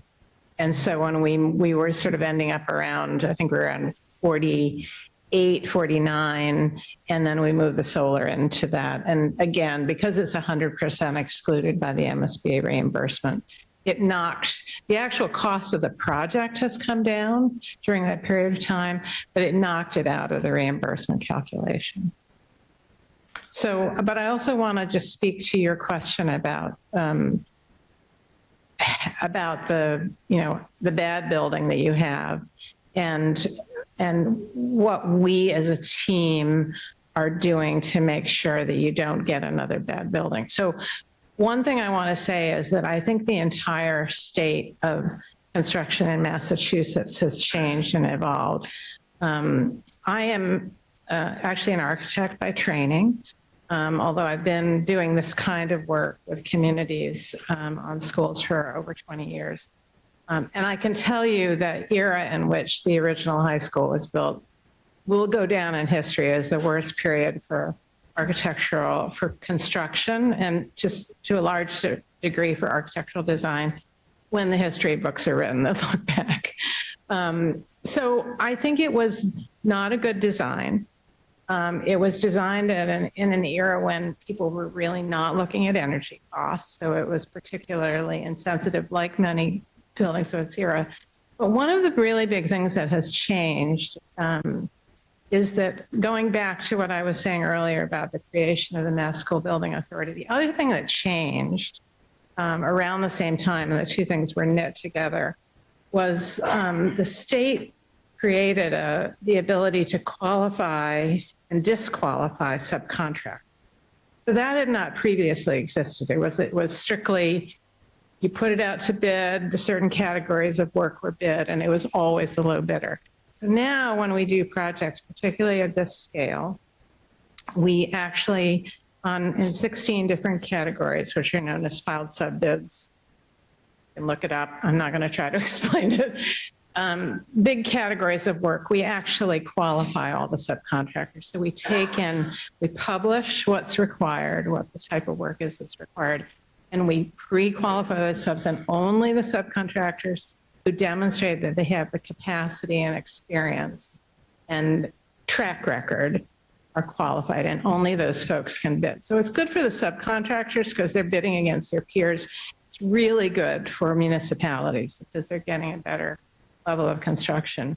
The other thing that changed, and we haven't talked a lot about it lately, again, same set of legislation, was the state created the ability to have a construction manager. There's two ways of building a building now at public buildings. So you can do the older system, which is called design, bid, build, which is you design the building, you bid it, you take the lowest qualified bidder and you build with that organization. Or you can do what is called construction management at risk, which is a system that was actually really kind of evolved in the private sector.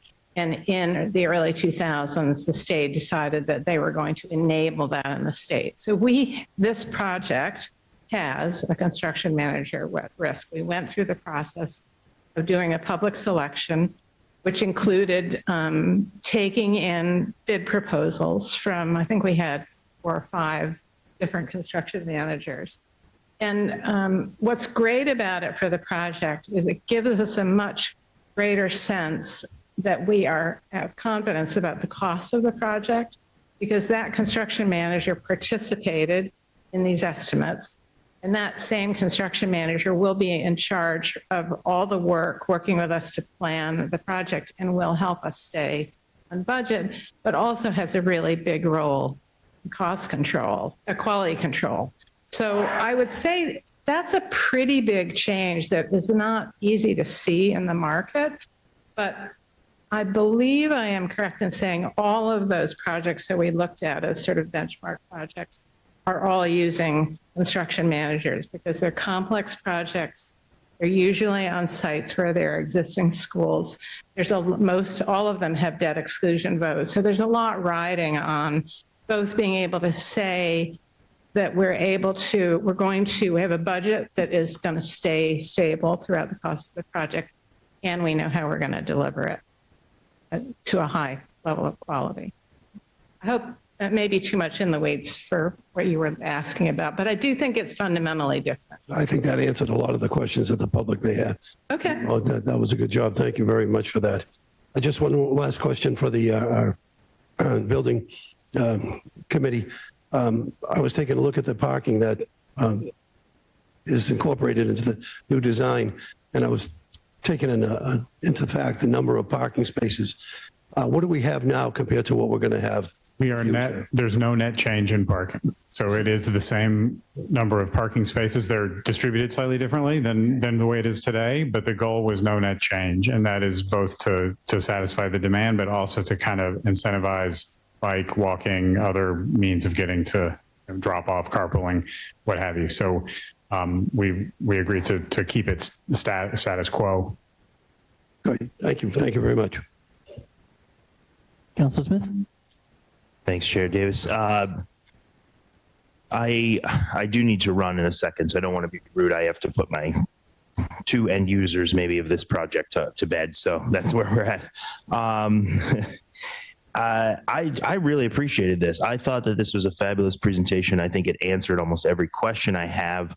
I did not, honestly, I thought you'd have this level of detail ready for the public for the vote and that we'd have to go into this blind. And so I really thank you for letting us take this vote in tonight and tomorrow with all of the information that you've given us. This is fantastic. I am wondering a little bit about the far into the future. We will be still paying this off 25 years in. The maintenance of the building, the upkeep of the building that might come up at that point. Obviously, great pains have been taken to make sure the building doesn't have and fall into the same state of disrepair as the current building. But I am wondering how that's going to work between the fact that we're still paying off the building that we've built and we now have to maybe repair things. I would be remiss if I didn't mention at this point that I was disappointed that a project labor agreement was not put in place by the buildings committee on this. I've mentioned that numerous times. I just do want to say that. So I'm looking now forward to the future, to 25 years if things start falling apart. Where is that money coming from when we're already paying off the base price of the building?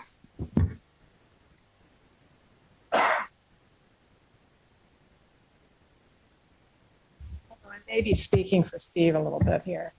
Let me just say that I think the really big game changer here is that the district is now paying $750,000 a year for the energy usage of this building. Yeah, I mean, so it isn't going to be zero because there's actually going to be a need for more sophisticated. There's going to be the need to budget for more sophisticated systems management and other pieces like this.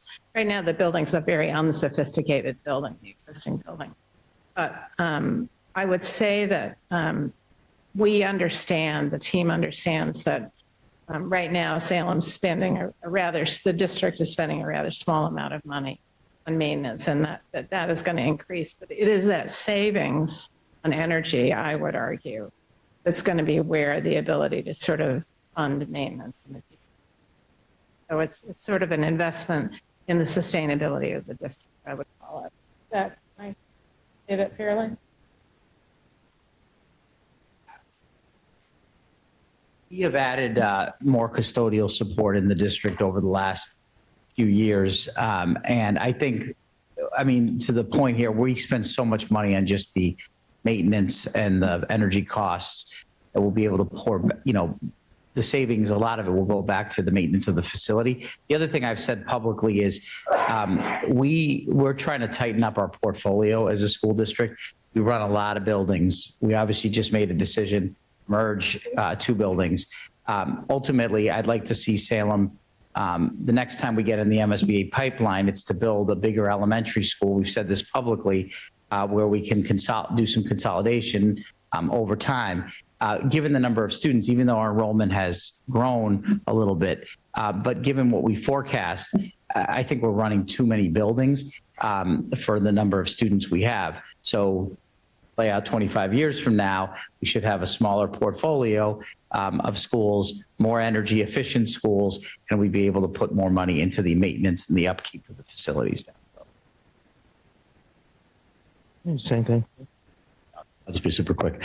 So in the slide presentation, there was a link in the slide about existing conditions at Salem High School, there's a link to a video that is available on the building committee website from this past spring where we talked about the existing conditions. If you haven't had an opportunity to look at it and see that and hear from a lot of the folks who were on the building design team that evaluated the systems, you know, I want to be clear that many of the problems we have in the building now aren't because of lack of maintenance. It's because they're just no longer operable. They're pieces of equipment that just cannot be repaired any longer. You know, I think a big credit to Z and the facilities team and buildings and ground for the schools that they've done as much as they can for a building that really is breathing its last gasps. Thanks. And the sales tax piece also was really interesting. I hadn't heard that because I know some of these communities, and you've heard me talk about this. You've heard me say the word Lexington more than you did tonight, but I'm so appreciative that you put that together. It's pretty great. It gave us Counselor Davis, he's a Lexington grad.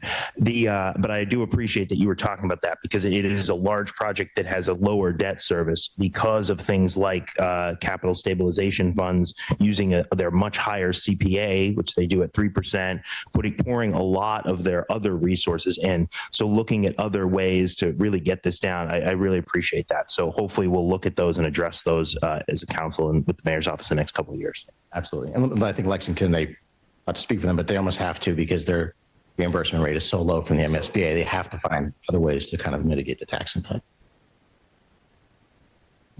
Counselor Smith is recusing himself to be a dad. Counselor King. While we're on the topic of Lexington, I am just curious.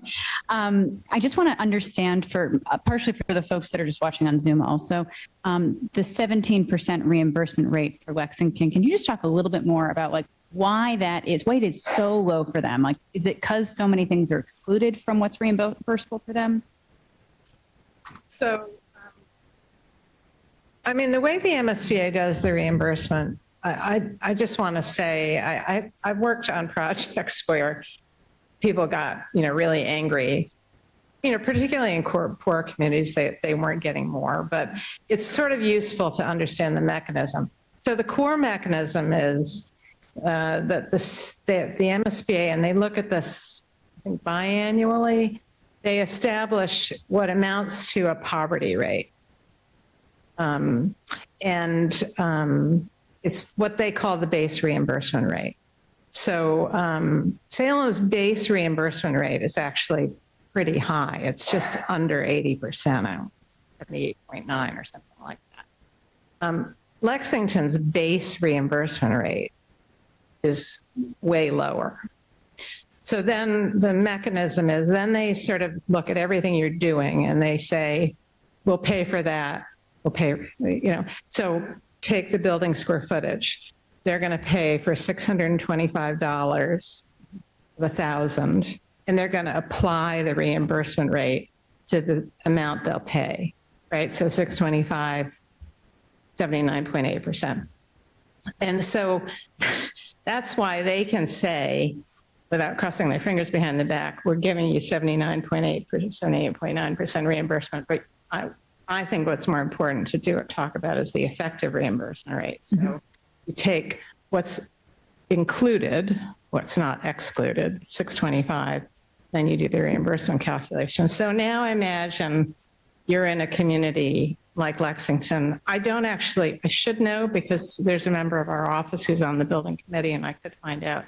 My guess is that Lexington's base reimbursement rate is probably somewhere between 30 and 35. So it's half of yours. Then they do have a lot of stuff that they're doing that's excluded. And my guess is most of it's site work. So the MSBA has a cap on construction costs and they have a cap on site costs, which is based on the square footage of the building. So if, in our case, for instance, we're building a 365,000 square foot building, getting, remember the number, I think it's like 25 or $30 a square foot per square foot. So you build a bigger building, your site cost is like getting exponentially bigger, but it's not necessarily being reimbursed. Plus, like Salem, the PV is not covered, the geothermal is not covered, all of those things. But it goes back to that base reimbursement rate, which is buried under a whole bunch of other calculations. Thank you. That's very helpful. And then in addition, so I know that the calculator is going up this week. That's what you all shared. When we get actual reimbursement rate back from the MSBA next month, I believe, will we update the calculator to, okay, I'm getting yes. Yes is correct. Yeah. Okay. And I want to say, this is, to me, the most blood pressure raising part of the process is that we estimate it and then they comment about it. However, at this point, although they've not set up the meeting for us to confirm, they have not pointed to us anything where we have made inconsistent assumptions. So I'm pretty comfortable that it's going to hold pretty much. Right? And then I just had one other question, just because the public is, I think a lot of people were very engaged with the community engagement process in the last year. I know I saw you all at all sorts of events, which is awesome. But now that it's coming to a vote, there's people who are just finding out about it seemingly for the first time, and there's new ideas and thoughts that have come forward. For example, I had someone send an email wondering, how will this potentially connect long-term to bike path infrastructure, for students who want to ride their bike to school and things. For those types of ideas that aren't maybe fundamental to the total project cost, for those types of ideas that the public have, is the building committee still accepting those ideas? Mm-hmm. Where's the appropriate place for that to go? So it's a great question. So yes, is the short answer. And we've actually met with the folks at the city who are working on bike paths, and the thinking about how that would be embedded is connected. What will happen, assuming that the voters support the project in May, we will be picking up and starting the next level of design, which is a phase called design development, which is I believe it's about a 5-month process. We want to capture any of those ideas during that period, which is to say, collect them, pass them along, take them up at that time. Thank you. And I will just add, thank you all to presenting tonight, especially, I'm so sad he left, but Mr. Workman particularly, a senior presenting at a city council meeting is exactly like the types of students that we produce here in Salem. And I just am so excited to make an investment in those students potentially here in the city. His dad was my teacher when I was a student, actually. Fun fact. So I knew him very well. I'm going to go to Councillor Tarowski and then to Councillor Halampa. Councillor Tarowski, you should be able to speak.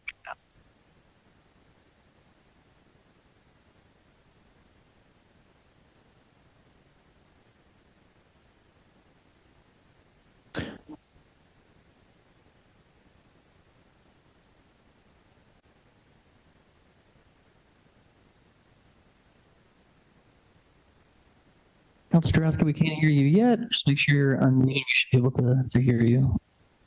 How's that? We can hear you. Great, thank you. Thank you. I just wanted to say thank you for putting some granular numbers to this. I know that's going to be really important to people who are making the decision whether or not they want to support this project. I do think it is very important. I was also really happy to see that there's going to be encouragement of students and employees to use walking and cycling and micromobility transit options, and also to address traffic concerns in the area. I had some questions about the career technical education aspects of this. I know we currently, I think I heard in one of the previous meetings about 70% of the current student enrollment is involved in some sort of CTE program. I also know that there were recently some changes to enrollment admissions at Essex Tech. I wanted to ask, if you could just give us an idea of about how much money we spend annually to send students to Essex Tech, and if you expect there to be a cost savings associated with expanding the CTE facilities at this high school, and if we can expect to see that, if that could potentially be another way to save money on the long-term money saving with this project in the future. This might be a question for either the mayor or Dr. Zweig. Yeah, thank you for that question. Can you hear me? I'm just getting the echo, but as long as folks can hear me at home. So we send between $2.5 million and $3 million to Essex Tech annually for student tuition. That does not include money that we owe on the deferred maintenance of the building at Essex Tech. So that's just for tuitions. We want to continue to invest in our CTE programs in Salem. Under the leadership of Principal Burns and CTE Director Sousa, we've really grown our programs. We're planning on adding some additional programs in this facility. And ultimately, I think there needs to be some community conversations about, the long-term relationship with Essex Tech, just because, 10 years ago, we were not, our CTE programs were not as well resourced. And we certainly now have a building potentially coming that will match, will provide the kinds of spaces that we currently don't have. And I would say our programs are going to be as strong as any in the region. Obviously we don't have the full Essex Tech complement of programs, but we will have, close to, double digits in programming at Salem, at Salem High School, and we will have the spaces to match. And as far as comprehensive high schools go in the North Shore, Salem High will be one of the most state-of-the-art. So I think we'll have to have, I think that is an important conversation that I think as a community we need to have in the coming years, because we've made a decision in Salem to invest in our own CTE programs. I heard loud and clear when I got here that people wanted to do that, and thanks to the leadership of these folks in this room, we've been able to create what I think is a very strong and competitive programs that we should all be proud of. Thank you. That makes a lot of sense. I did have one other question too for Dr. Zreich. Does the money for the tuition payments to Essex Tech, does that come out of the school budget, or what bucket of the city budget does that money come from, and the deferred maintenance as well? Yeah, I wish I saw that money. We don't even see it. It goes right to Essex from the city. They get a bill every bill that they send. So it doesn't come to the schools. It's paid out by the city of Salem. You did ask a good question about the new enrollment changes at Essex. They're deciding right now. The mayor and I have been in conversations with Essex. It looks like they're going to impose some type of cap for each sending community, which will allow for stronger predictability of how many kids will be accepted on an annual basis. Salem's number stands to be around 50 students a year. So that's close to 200 over the 4 years that they offer. And we're part of a larger conversation with local communities about increased predictability, except that Essex Tech continues to grow their enrollment, which myself and the mayor have expressed concerns about. And in many ways, and I'll just leave you with this, 61% of Salem students who attend Essex Tech are in programs that Salem High School offers, which I think is problematic. And we're lucky that we're one of the few sending communities that actually has its own programs. The majority of the 17 sending communities to Essex do not have CTE programs. The only exceptions are Salem, Peabody, and Gloucester are the three. So. Great. Thank you so much. That answers my questions very appropriately. Just for some context, I did used to be a clinical instructor at Essex Tech. I opened the vet clinic there with Angel. So this is a topic that's very near and dear to me. I know there are some programs at Salem specifically that we have that are unique. I've heard mentioned boat motors, geothermal pumps, and offshore wind. And I think supporting career development for our youth in those areas will help keep jobs, good paying jobs, union jobs in this area, provide labor for future projects in our city, minimize our costs for bringing in labor from other areas. And most importantly, down the line, investing in these facilities for our children allows them to have good paying jobs on graduation and save a lot of money in college tuition down the road if they can go right into productive employment out of high school. So I think that's another aspect of the career technical education that we shouldn't overlook, is this is really a way for our students, you know, a generation down the road to save a lot of money in their cost of living by not being on the hook for, in some cases, hundreds of thousands of dollars of worth of student loans. So I do really appreciate the efforts and the communication about expanding the CTE programs here. Thank you. Councilor Lapa. Thank you, Chair. Dr. Zweck, I'm going to ask you to stand up again if you wouldn't mind. I have a couple questions. At a high level, I was wondering if you could sort of describe for us what it would mean for students in the CTE, taking CTE programs if we're not able to get this new space for them for these programs. What does it mean for their prospects after their time at the Salem Public Schools? Can I use a lifeline? Sure. You only get 2 more. So I only get 2 more. Okay. I'll let Mr. Sousa come up because I think he's best positioned to answer. Thank you. Thank you. Yes. That's a great question. If we are unable to get a new facility, we're very limited as to how much we can grow. Currently, over 90% of the freshman students take a CTE exploratory, and not being able to continue to accept more and more students every year is going to A, push students over to Essex, and B, it's going to limit what they can learn on. We've been fortunate over the past 4 years of my tenure here with Mr. Burns to get over $6.5 million in grants to bring in new equipment that's aligned to industry standards. But that has its limitations if we don't have the room to house them in. Currently, we're operating a culinary restaurant or culinary program that has over 100 kids in 2 different spaces of the building. We have an automotive program that's outside of the main building with 2 teachers that I'm only capable of putting about 72 kids overall of over 4 years. Where if we have a new facility with industry standard equipment and spacing, we are able to do a lot more with it, including combining programs that should be combined, such the 2 culinary spaces, having a sustainability lab within the construction cluster, as well as all updated equipment throughout and spaces to do the right jobs that the industry wants.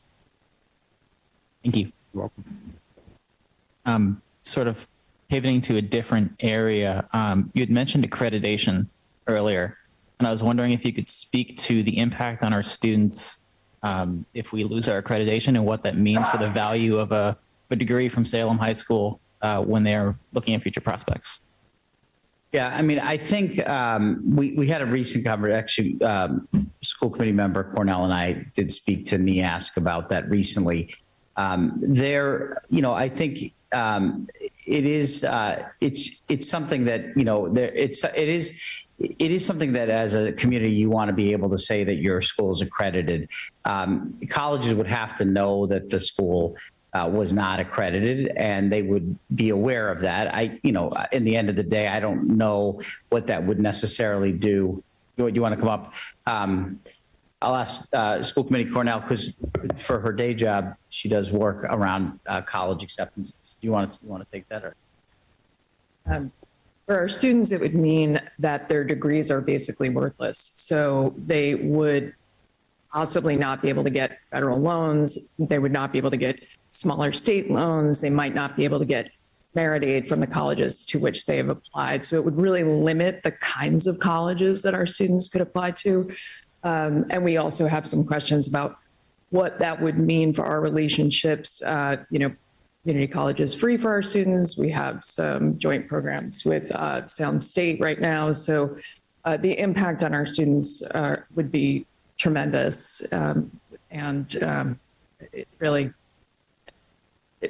For generations, I think.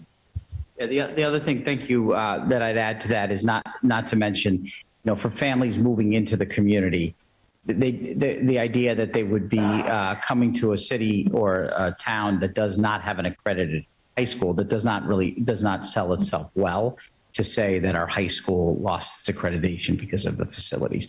I think it would have a major impact on, families' interest in staying in Salem, The high school is obviously something that people look at.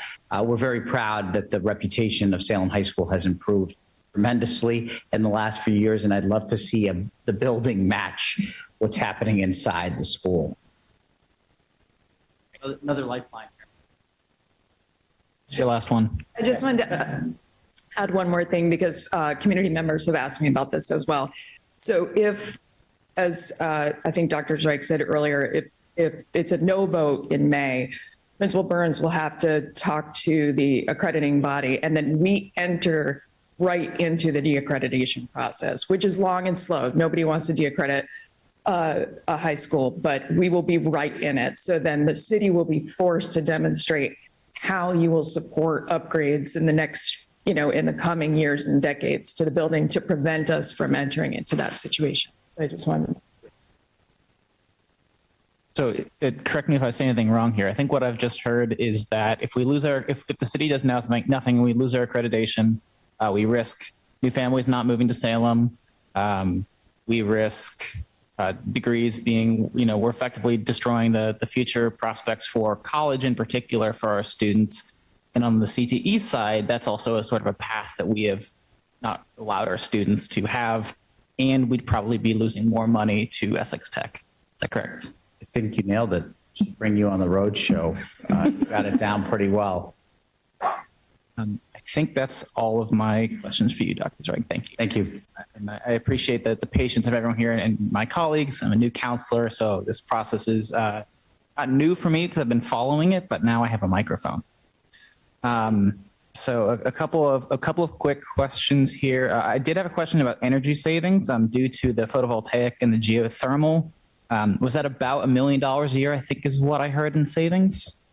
The current, if we get to net zero, so we have every hope that we can get to net zero through these things, whether we end up at 90% or close to net zero, but it would be deferring that money. Now, whether that money goes to it's not my money, whether that money goes to, the debt, whether it goes to the concern that this council raised about a fund to take care of maintenance and ongoing costs that might happen, that's not for me to say. Great. All right. Yeah. And, the might be more complicated maintenance. It might be a wash.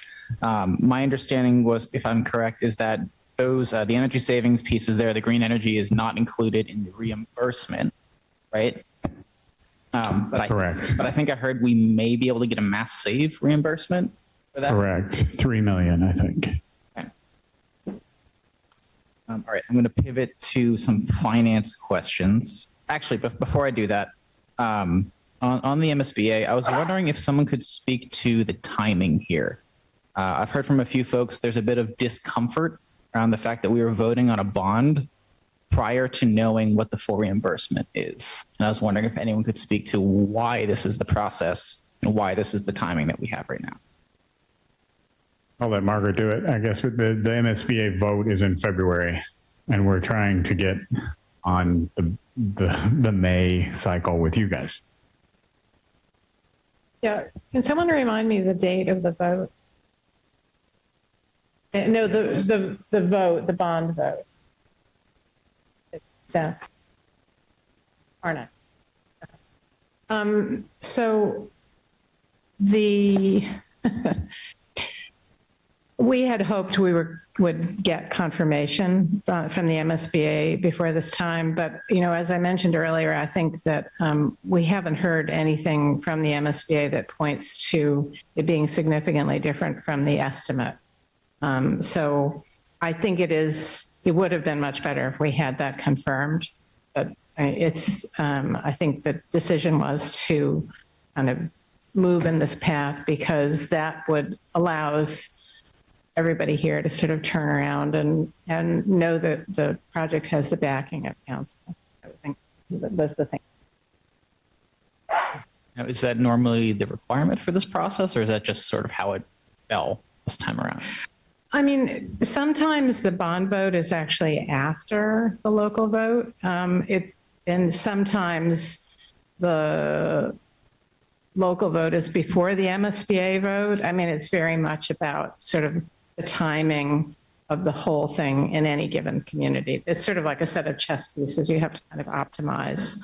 the project, the community, and the timeline of where you want to launch. I mean, I will say, I am grateful as someone that has to help drive the project along, because it does allow us to start right after the May 5th vote, the fact that you've done this piece. And I also think it inspires confidence in the community that City Council has considered it and taken. A couple more. I guess the main question I have is sort of getting back to Councilor Prasnowski's question about the tax impact. So the graph that we saw, I believe it was the median what? For the median, it was one of the bar charts that showed it was like 700. Should have written it down. It was the median. It wasn't the median income. It was the median household value. What exactly was that number? It was the median increase on an annual basis that property tax would go up. Okay. By. And so that's a median calculation on what? Is that income? Is that property value? Is that? Yes, so property taxes are based on the assessed value of the property. Okay. Do we have any notion on? It'd be nice to see that split out with a little bit more detail. Do we have any notion on how that would impact renters versus people who own their property? And will that calculator work for people that rent and do not own? So the impact to renters would be more indirect since they're not paying property taxes directly, but there could be a trickle down impact based on what landlords would choose to do based on their taxes. Now, I fully expect my rent to go up because of that. No landlord is eating that money. So is that we do not have a clear understanding of what that looks like at this time? We don't have data specifically on renters, but we can certainly look into that and follow that up. Absolutely. Mayor Finkel, I'm not sure if you want to. Because there's no way to know, I mean, residential property is residential property, and there's no way to know if that landlord is passing on property taxes to the tenant or not on an individual basis. We can't say on an individual basis if a certain renter is going to have, this is going to affect their rent or not. I think you're absolutely right that it's reasonable to presume that if somebody owns rental property and their taxes go up, whether it's for this project or just because taxes have gone up, unless they're a really generous landlord, they're going to pass that on to their tenants. So because we can't really distinguish between renters and tenants, we're showing the property taxes are paid by the property owner. So whoever owns that property will plug in their assessed value into the calculator and see. And if you're a renter, you can plug in the assessed value of the property you're renting, and you can see what the tax impact will be for your landlord and make a judgment based on, I think, your own circumstances, how it may or may not affect your rent. So hypothetically, if an individual lives in a building with 42 or so other units, what is your suggestion on how they understand how this vote will impact them in terms of their taxes? So if you go on the city's assessor department's website, you can look up the assessed value and tax bill for any property in the city. Mm-hmm. So that individual could go on that website, find the assessed value for the building, put that assessed value into the calculator and see that the tax impact for my landlord, or whoever owns the building, is going to be X. There's 40 units in the building. If they divide that up amongst 40 units, there's a potential impact to my rent of whatever that number ends up being. It is unfortunately very convoluted for many people. It is complicated. I think it's probably most people in the city rent. Most people do not live in large buildings like that. It would be nice to see if there's anything that can be done between now and the vote in May to increase some transparency on that.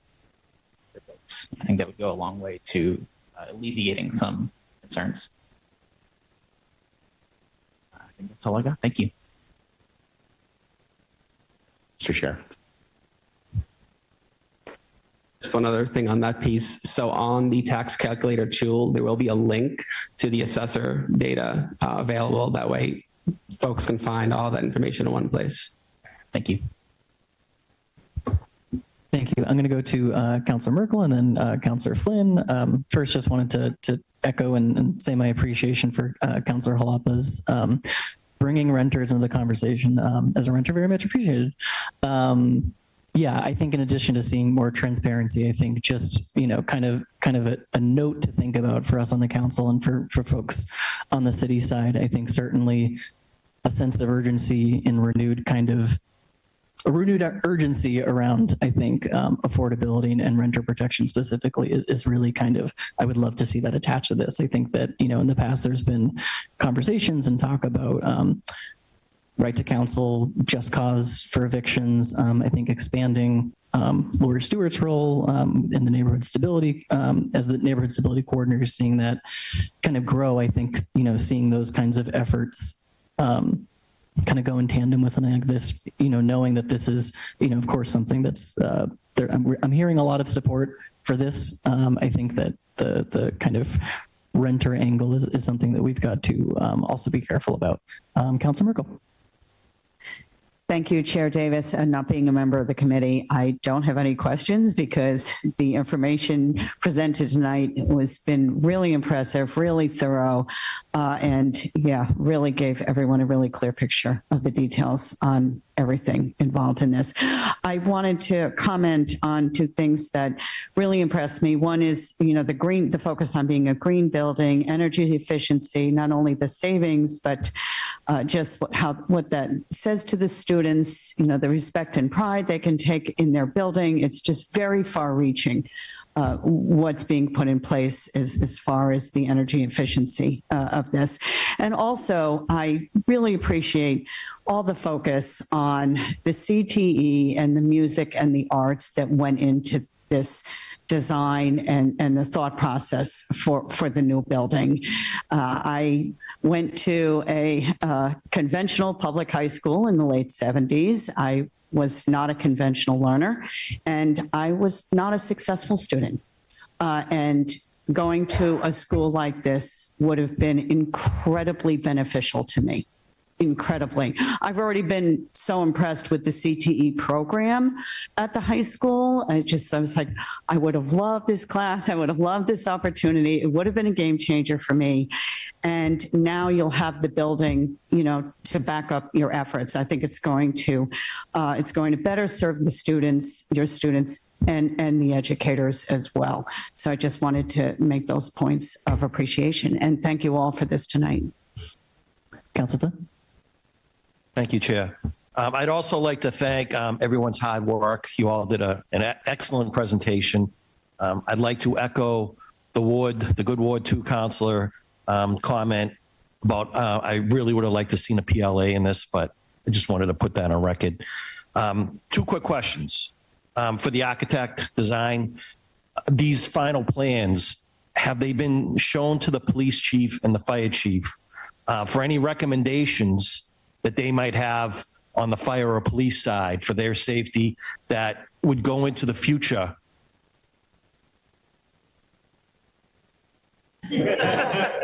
Super short, yes. So we've had a couple of meetings with public safety and the fire department. First, we had a meeting about the site plan. And, at this level, what we're trying to do is make sure that people understand the scope and that we are capturing issues. We had a meeting about the building site, and I believe we had a second meeting that was starting to look really just at the ground floor. It was an introductory meeting. The design team is someone I think Dominic noted before. The design team has about 20 consultants, one of whom is a very well-respected national security consultant. So that gentleman led the building plan discussion and sort of talked about very conceptually about thinking about how we're going to approach it. There will be more meetings, but it was mostly to let everybody know who was going to be involved, how they approached it, and then as we move forward into the next phase of design, there'll be more detailed conversations.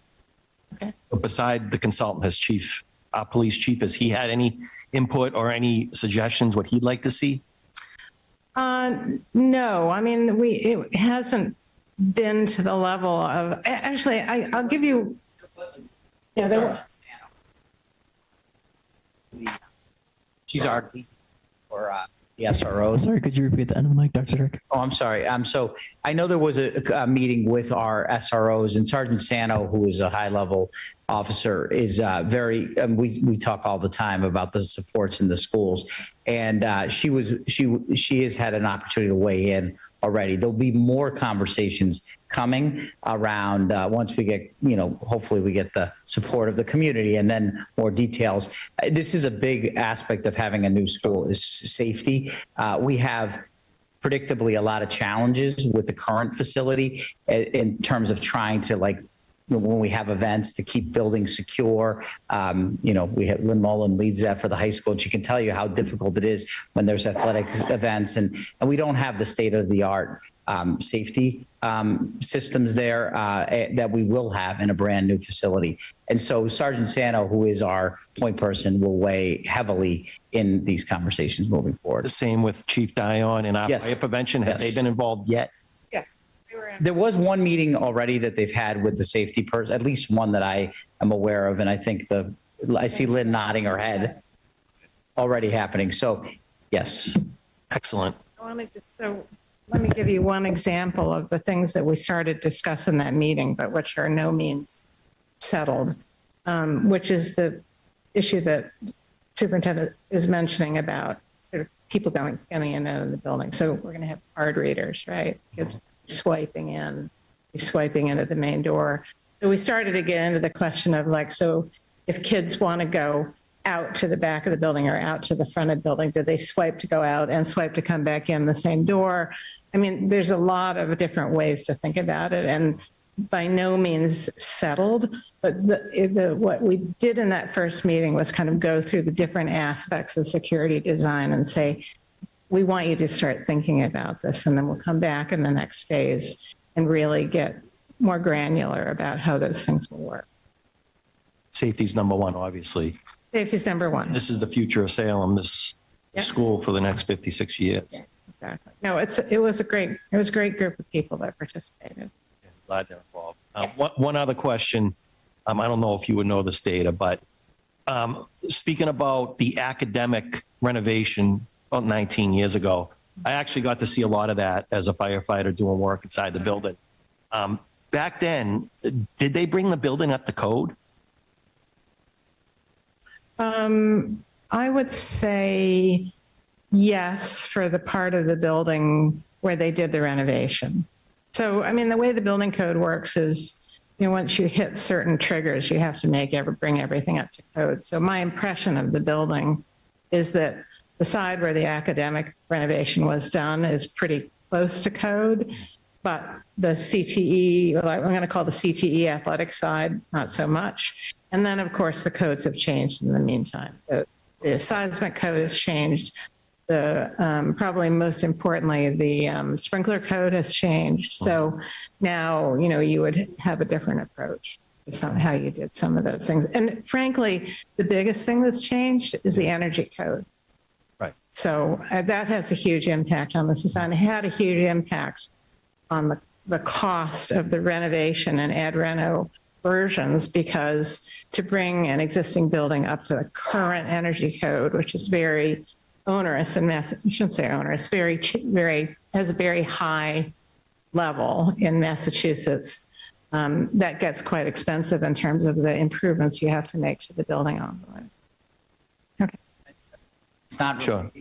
It's related to the academic side. I think one of the real challenges with that building is that the classrooms are way too small for the size of kids today and the number of kids that we have in the classrooms. The hallways are enormous. You can have multiple bowling alleys down the hallways, but the classrooms themselves are a real problem on the academic side. I'm not sure at the time whether people were smaller and 25 years ago, 20 years ago, but it's really tight in the spaces, which makes it hard for teachers to do create the kind of learning that we want to have. So it's not a code issue, but it is practically the biggest challenge we have on the academic side of the building. For finance, regarding, oh, no, that's all right, Dr. Zweig. I don't know if you would have this information, but I was a little disappointed that the city made this investment 17, 18 years ago. Do we still owe anything from that loan? Is that paid off the debt that was invested back then? And is there a penalty for doing that work in that short time and demoing the building? Is there any?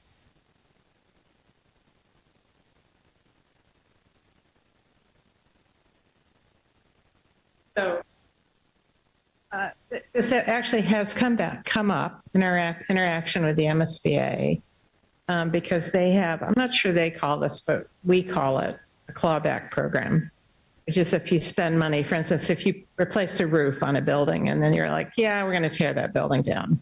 They would take the cost of what they paid for the roof out of your reimbursement for the new project. So this came up because they have a kind of 20-year calculation on their share. The previous project was a $60 million project. So we actually, had to look at that. What we could see was that by the time the new building, if we were opening this building today, it takes some money back. But because the buildings take several years to design and build, by the time we're outside of that, we're outside of the 20 years. So there wouldn't be a clawback on their side. I can't speak to how that previous project was financed, but I don't know, James and Mayor, were you able to figure that out? How, if there's anything owed on the city side for the previous renovation?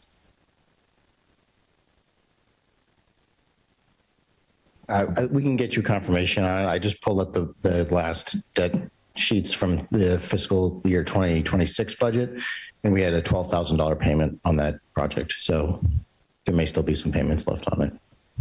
All right, thank you. That's all I got for questions. I appreciate everyone's hard work. We want the best for our students. And I'd like to throw a shout out to our principal up at the high school. He's doing a great job. I've heard great feedback from everyone, and thank you. Thank you all for everything. All right, Councilor Zadoryak. All right, I'll try to make it fast. This is going for a while. I just want to say this is an incredible opportunity. I think culturally, there has been a conversation of what is the future of work. And I think with this is the intersection of that with the CTE program, service work from machine to putting food on people's table, and then also the liberal arts sort of critical thought coming together, but in a physical place. Incredible. The package is great. So I just have a few questions on the finance piece. One in particular is the comparison of the build and the no build. Was there anything done with a benefit cost analysis or internal rate of return? Some sort of actual comparison rather than like, look, we're going to pay this if we don't do anything. But if we do this, the state comes in with some money and then we pay a little bit of that. That's great. But over the long term and considering interest, what does that look like in a benefit cost analysis? So I'm just curious, was anything like that done? And then in regards to the timeline of what needs to be done, because I want this done, and the vote that needs to be put forward to the public, and they're the ones who will decide on this. The information that needs to be put out there needs to be solid and clear. Most particular, this calculator, can we get this out? I know it's waiting on a few estimates, but like, can we actually execute on it? Because that's the question I'm getting on. People need something tangible. What are they facing? And so we've got this interesting sort of slide that talks about the median, which no one really understands. How does that relate to me? Also, it's not cited clearly on that. And then it's juxtaposed against to what happens if we don't do anything? We're not raising taxes if we have to maintain the current high school. So it's a bad comparison with that slide. So most importantly, what are we speaking to? What is taking back? What sort of services or things that we currently have that we now have to draw back to maintain the high school that we have that is dilapidated? That's the sort of conversation we need to have rather than putting two bar graphs, one totally not related. We're not raising taxes. The other one, we have to raise taxes if we want to have a new high school. I'm talking about a specific slide. And so what I'm getting at is the information campaign. We only have a few months. How do we make it crystal clear to people what they're facing with their tax bill and a median sort of number that it's barely cited and no one knows how to relate to it? Are we able to commit to a calculator where people can actually put in their information so that they know what they're coming up against? Because we know that an off election, not a lot of people show up. A special election, not a lot of people are showing up. So how do we give those who are people showing up the information that they need so that they are committing to the future of Salem? So I guess there's two things. What is the actual analysis that's going on between the no build and the build? Not just the numbers that we're hoping that we can spend towards. And then the other question is, what is the information campaign we're just talking about months to ensure people know what they're about to get themselves into? Thank you.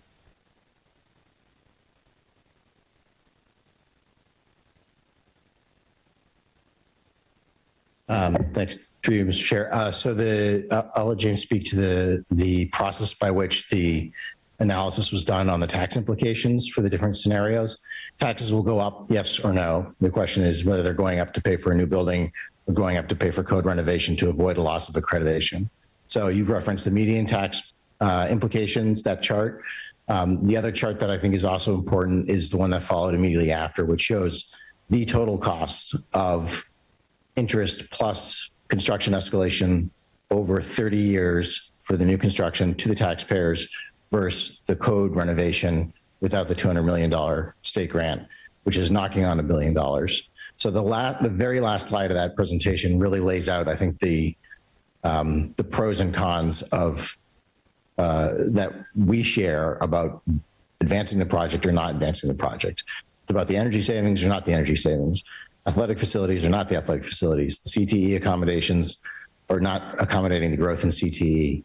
It's about the classroom spaces as they are today or the classroom spaces we want for the 21st century. It's about an unsafe building that we try to make safer, or a building that is intentionally built to be safer and healthier for everyone. I'll let the finance director speak to some of the calculations that go into the tax calculator that will be posted on the website.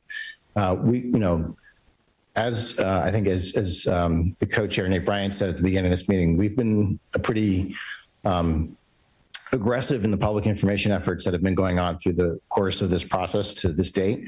Those measures are not stopping. We have another public presentation next week. We're going to do a round through PTOs in the following weeks after that. So there's ongoing efforts by the building committee. And I hope and believe there's also going to be an aggressive campaign effort from people in this community that believe in endorsing the ballot question in an electioneering sense. So I think that will also contribute to our ability to get the message out to people that this is an important project for our community. Yes, so as the mayor mentioned, taxes would be going up with either a yes or a no vote. It's just how that works. So with a no vote, the last few years, Salem has been under our levy limit. And so what that means is our tax levy on an annual basis is lower than it theoretically could have been. So for instance, this year, the tax bills went up for an average single family by, I believe, $337. Don't quote me on that, but I can look that up. But theoretically, it could have gone up higher based on where our levy limit was. And so what a no vote does is it sort of pushes us up to our levy limit on an annual basis. However, that doesn't get to where we need to be to get all the code renovations in. So it then starts to also crowd out things that are already in the capital plan, such as, the purchase of new fire trucks and engineering projects and transportation projects. So there's sort of a double impact to a no vote versus the yes vote. And in terms of the analysis, we can provide more backup, but we've been working with our partners at Clifton Larson Allen, which is an advisory firm that we use for financial services. And so they've done a lot of due diligence on everything that we presented tonight, and they based that on data from past debt exclusion projects that they've worked on. They used the city of Quincy as an example of sort of what they've produced before and where this is all coming from. Thank you. And I just want to make it clear, like, no attack, a clear distinction of the debt exclusion for the specific project, right? And then the scrambling of figuring out how do we have to pay for the current infrastructure that we have that will include possible tax increases, and then the crowding out or the sort of climb from services that we currently pay for, right? Yep, and that's a great point. And so that's where I talked about sort of the somewhat predictability of a yes vote versus the unpredictability of a no vote, because instead of having one project with a defined term, you have multiple projects that are going to extend out over a longer period of time. The tax increases wouldn't be as linear as with a yes vote. It's going to continue to escalate over time because we're constrained on how much we could do on the front end. And at the same time, interest rates are going to change, costs are going to increase. That's all built into the analysis that went into those numbers. But there is a lot more sort of uncertainty with a no vote. Thank you. And thanks everyone that's been tirelessly going out there to advertise how this project is. And thank you, Chair. Thank you. Councilor Jalapa. Thank you, Chair. I want to dig into what Councilor Soriak said for a minute there. There actually aren't, one of those slides makes it seem like there's two options. There actually aren't two options. There's at least three options. The first one's the yes vote. The no vote, then the logic forks where we could still do nothing and lose accreditation and all the things that I was asking earlier about.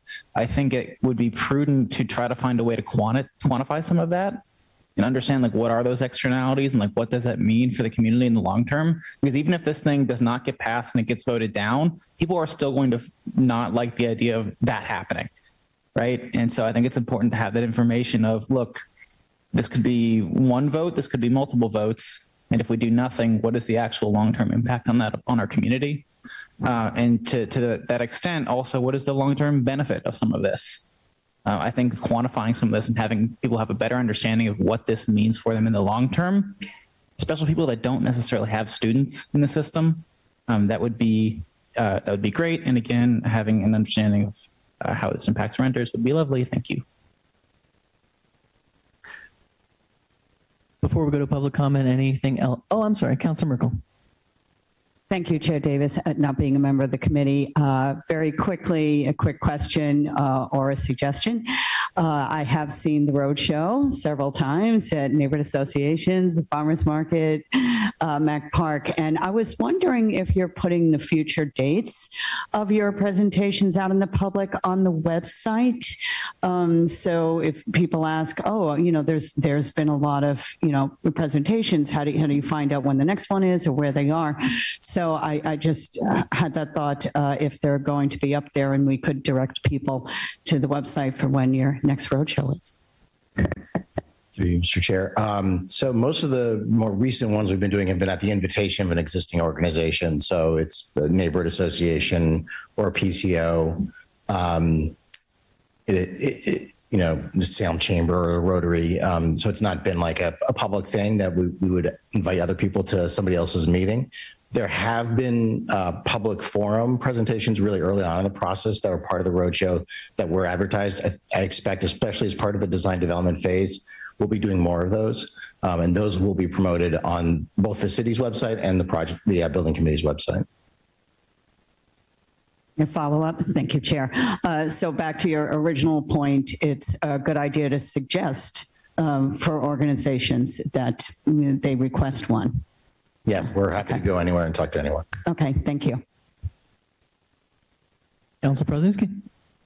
Really quick, thank you, Mr. Chair. To our finance director, Mr. LeBlanc, you just stated that the average single-family homes taxes went up a little over $300 this year. Were you able to calculate what the average single-family homes increase would be with this new responsibility?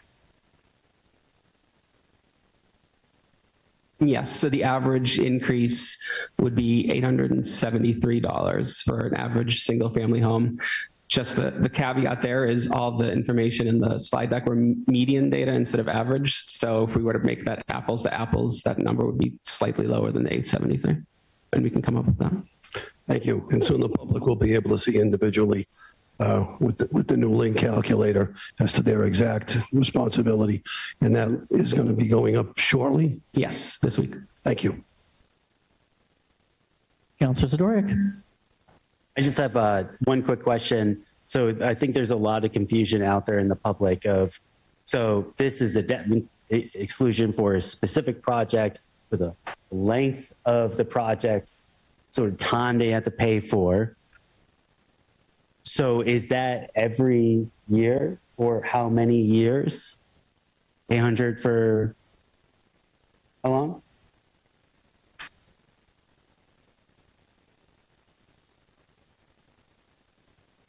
So the MSBA doesn't require us to identify the term of the bond. We're still doing an analysis to make sure that whatever choice is made is the most financial responsible one for the city. All of our analysis right now is based on a 30-year bond, which is the most likely route that we would go down. But if a different term made more sense financially, then we would also make sure that we were entertaining that. But that's what we're looking at, is 30 years for that. Right. Okay. Thank you. It's all right with the council. Would love to go to public comment. Thanks everyone for your patience. So we're going to go with public comment in the room first, and then we'll go to Zoom. So if you are here for public comment, please make your way to the podium. If you'd like to state your name and address, feel free. Hi, thank you. Phil Laffey, 143 Ford Avenue. And to answer your question real quick, I'm a landlord. I have one unit, and their rent will be going up as a result of this. So I think the short answer is, as the mayor said, absolutely, it will be passed on. I appreciate everybody's hard work on this. I think as a citizen, I really do appreciate that. I've raised this point before. I can't support this ballot question as written. I appreciate Chairman Davis's attempt to clarify why it was written the way it was, that the recommendation came from city bond folks, from the Commonwealth, the language that was used. There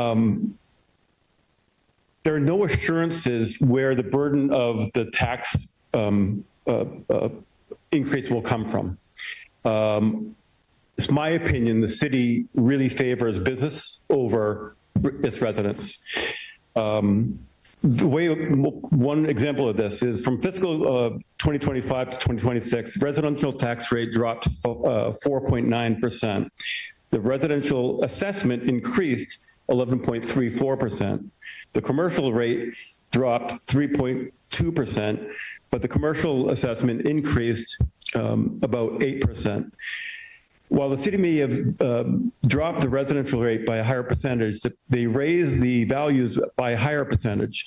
And the actual cost per thousand for commercial went down 17 cents more than the residential rate. So a commercial property assessed for $500,000 saved $85,000 more than, I say saved in quotes because it actually went up, than the similarly assessed residential rate. I really hope that we take another look at how this is worded. I did quick math on those charts, and it looks about to be 11% increase in the taxes across both residential and commercial, but there's no assurance. Prop 2.5 as a debt exclusion, you can do whatever you want. You can say all of it is a burden of the residents, all of it is a burden of the commercial. Without any kind of assurances in the ballot question, I can't support this. Thank you very much.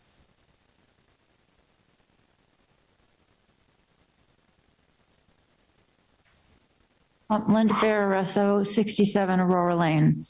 And I had many, many questions. Almost all of them were answered tonight. It was an absolutely fabulous presentation. Many of my questions were answered. Two that I had, one was similar to this gentleman about the wording on the special election was so vague that people would look at this and go, I don't know what I'm voting for here on yes. And so therefore, they would automatically vote no, even though if they had sat through this presentation tonight, they might go, you know, it's making a little sense. But the way it's written, they don't know how much it's going up. They don't know for how long. That was a big question I had. Is this a 5-year thing? Is this a 30-year thing? And that was answered tonight. And the third thing is, how are all the taxpayers going to be notified about this special election, what it's going to mean to them? They need to know about the calculator. They need to know much more about it. I have to tell you, I didn't know a thing about this meeting except that I had a friend, a neighbor, who asked me to go to the January 8th City Council meeting. She said, this is a New Year's resolution. I just recently retired. I need to get involved in my city. Will you go to the meeting with me? Which is when I heard about this meeting. I brought this up I'm a trustee at my condo. I brought it up to them, and they said they knew nothing about the city council meeting. They knew nothing about this meeting. They knew nothing about the bond issue. And I was like, oh, and these are people, I'm saying you need to get this information out to every single taxpayer, whether it's residential or commercial. I don't know how you're going to do it. My thought was, you need to send something to their mailing address with the pertinent information. Thank you. Thank you. Anyone else here in council chambers that would like to give public comment? All right, I will move to Zoom land. We will start with Holly. You should be able to unmute and Thank you, councilors. I have a comment more than a question. I guess initially I'd understood that this was going to be a 50-year bond, and I had great concerns about that. I hear tonight it's a 30-year bond. I'm getting some sense of uncertainty whether that's really true. But my comment is, we have self-identified and registered with the state as a gateway city, expecting certain considerations because we do not have large annual incomes across the board in our community. And this disconnect between the Boston AMI and the Salem AMI, and I think the difference is, and the number fluctuates, is between $130,000 a year or $65,000 a year. What we're talking about could in fact be an amount that it equals a large portion of the annual income of a family who may be a homeowner. And one of your public comments there in the chamber is the assessments going up. And in this housing situation at the moment, property values are going up because of the scarcity of housing. In addition, rents are a significant component of people's lives for those who rent in this city. I question whether, when people look at their family budgets, in a large portion of this community, this is unaffordable. Whether it's yes or no, it's unaffordable. And I think we have to understand how we're going to say how that is going to impact our fellow citizens. And I candidly, as a senior on a fixed income, knowing that this increase will be passed through to me as rent in my rent, don't understand how I would be able to afford that. Certainly, I don't get that kind of increase in my financial situation on an annual basis. And these are serious pocketbook issues. And I'm not sure that I heard that here, how a great component of our populace will be able to afford this. because I'm not sure that they can. And I think that needs to be addressed. And I did not hear that addressed tonight. And I don't see it being addressed in the materials that are on offer. And so are we a gateway city? And do we recognize that component of the assessment of an annual income in our community? Or are we something else? And I'm not sure I understand how that's being answered. Thank you. Thank you, Polly. If you're on Zoom and you'd like to speak, please use the raise hand function. For now, we'll go to Mr. Kapantis.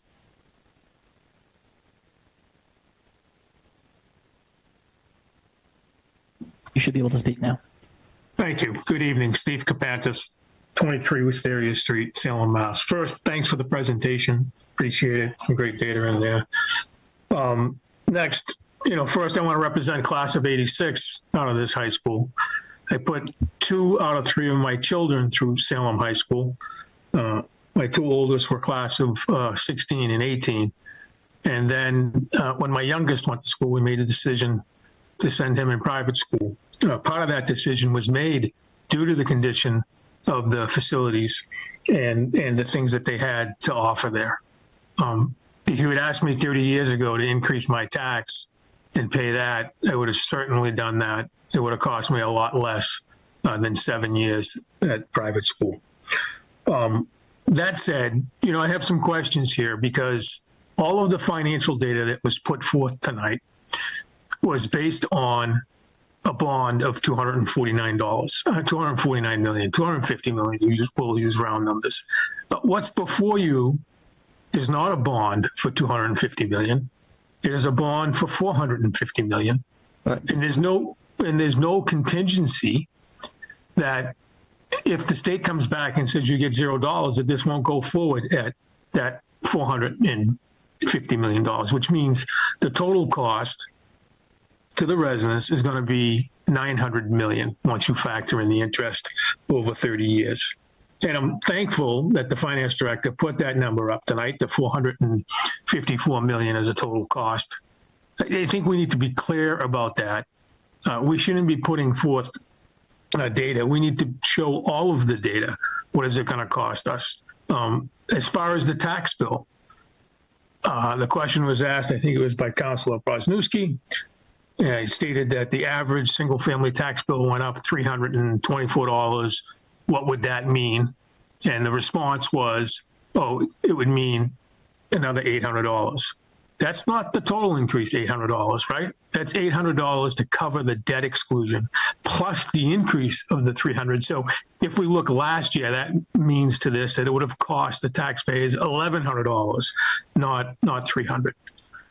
As far as renters go, again, this math is not difficult, right? That calculator should be up weeks ago.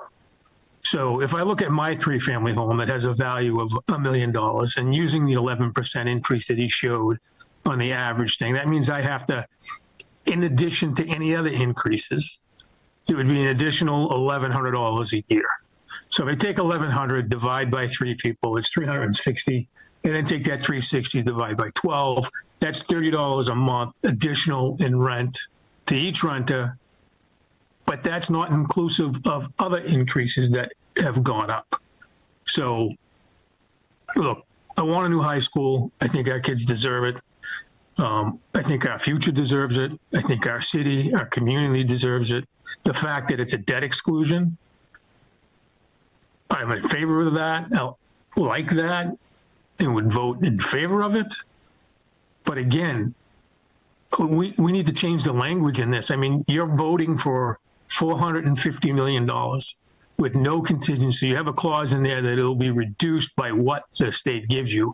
But if the state gives you $0, that means you're passing on to the residents $900 million in debt over 30 years. So I don't see why we're not waiting until February to vote on this so that we know exactly what the numbers are and you can put forth to the ballot exactly what you're asking to borrow. Thank you. Thank you, Steve. Seeing no one else with their hand raised on Zoom, we'll come back to the council. I should have wrote Does all anyone my- on the council have further questions about the bond order? We're going to take these one at a time. All right, seeing none, Councilor King. Move for the adoption for second passage by roll call vote on the matter of the bond order of the amount $447,385,518 for the purpose of paying costs of constructing a new high school. All right, Councilor King motions for adoptions for second passage by roll call vote of the bond order in the amount of $447,385,518. Do I have a second? I'll second that. Seconded by Councilor Flynn. Okay, Councilor Flynn. Yes. Councilor King. Yes. Councilor Sidoriak. Yes. Councilor Tarowski. Yes. You and I am a yes. On the matter of a bond order in the amount of $447,385,518 for the purpose of paying costs for constructing a new high school. We have 5 members voting, 5 in the affirmative, 0 in the negative. The matter carries.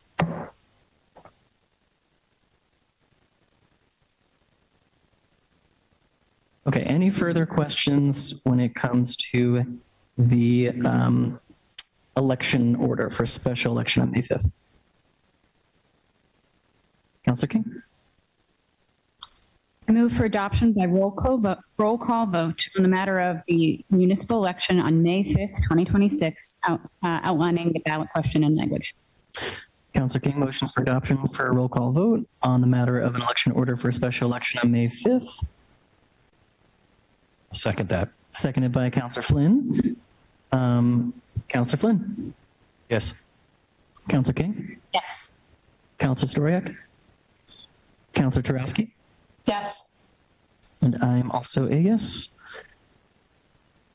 On the matter of an election order for a special election on May 5th, 2026, we have 5 members voting, 5 in the affirmative, 0 in the negative. The matter carries.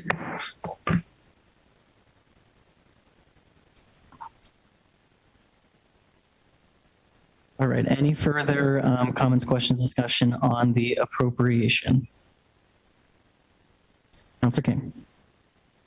Sorry, Councilor Flynn. I'm sorry. Councilor King. It's my first meeting. You're doing great. I move for adoption by roll call vote on the matter of the appropriation in the amount of $29,540 for additional salaries needed to pay poll workers and staff overtime. Councilor King moves for adoption by roll call vote on the matter of an appropriation in the amount of $29,540 for salaries of poll workers and overtime. I'll second that. Seconded by Councilor Flynn. Councilor Flynn. Yes. Councilor King. Yes. Councilor Sidoriak. Yes. Councilor Tarowski. Yes. And I am a yes. On the appropriation, the matter of $29,540, we have 5 members voting, 5 in the affirmative, 0 in the negative. The matter carries. Councilor King. I move to adjourn. Can I do that? Do I have a second? I'll second that. All right. On the motion to adjourn by Councilor King, seconded by Councilor Flynn. Councilor Flynn? Yes.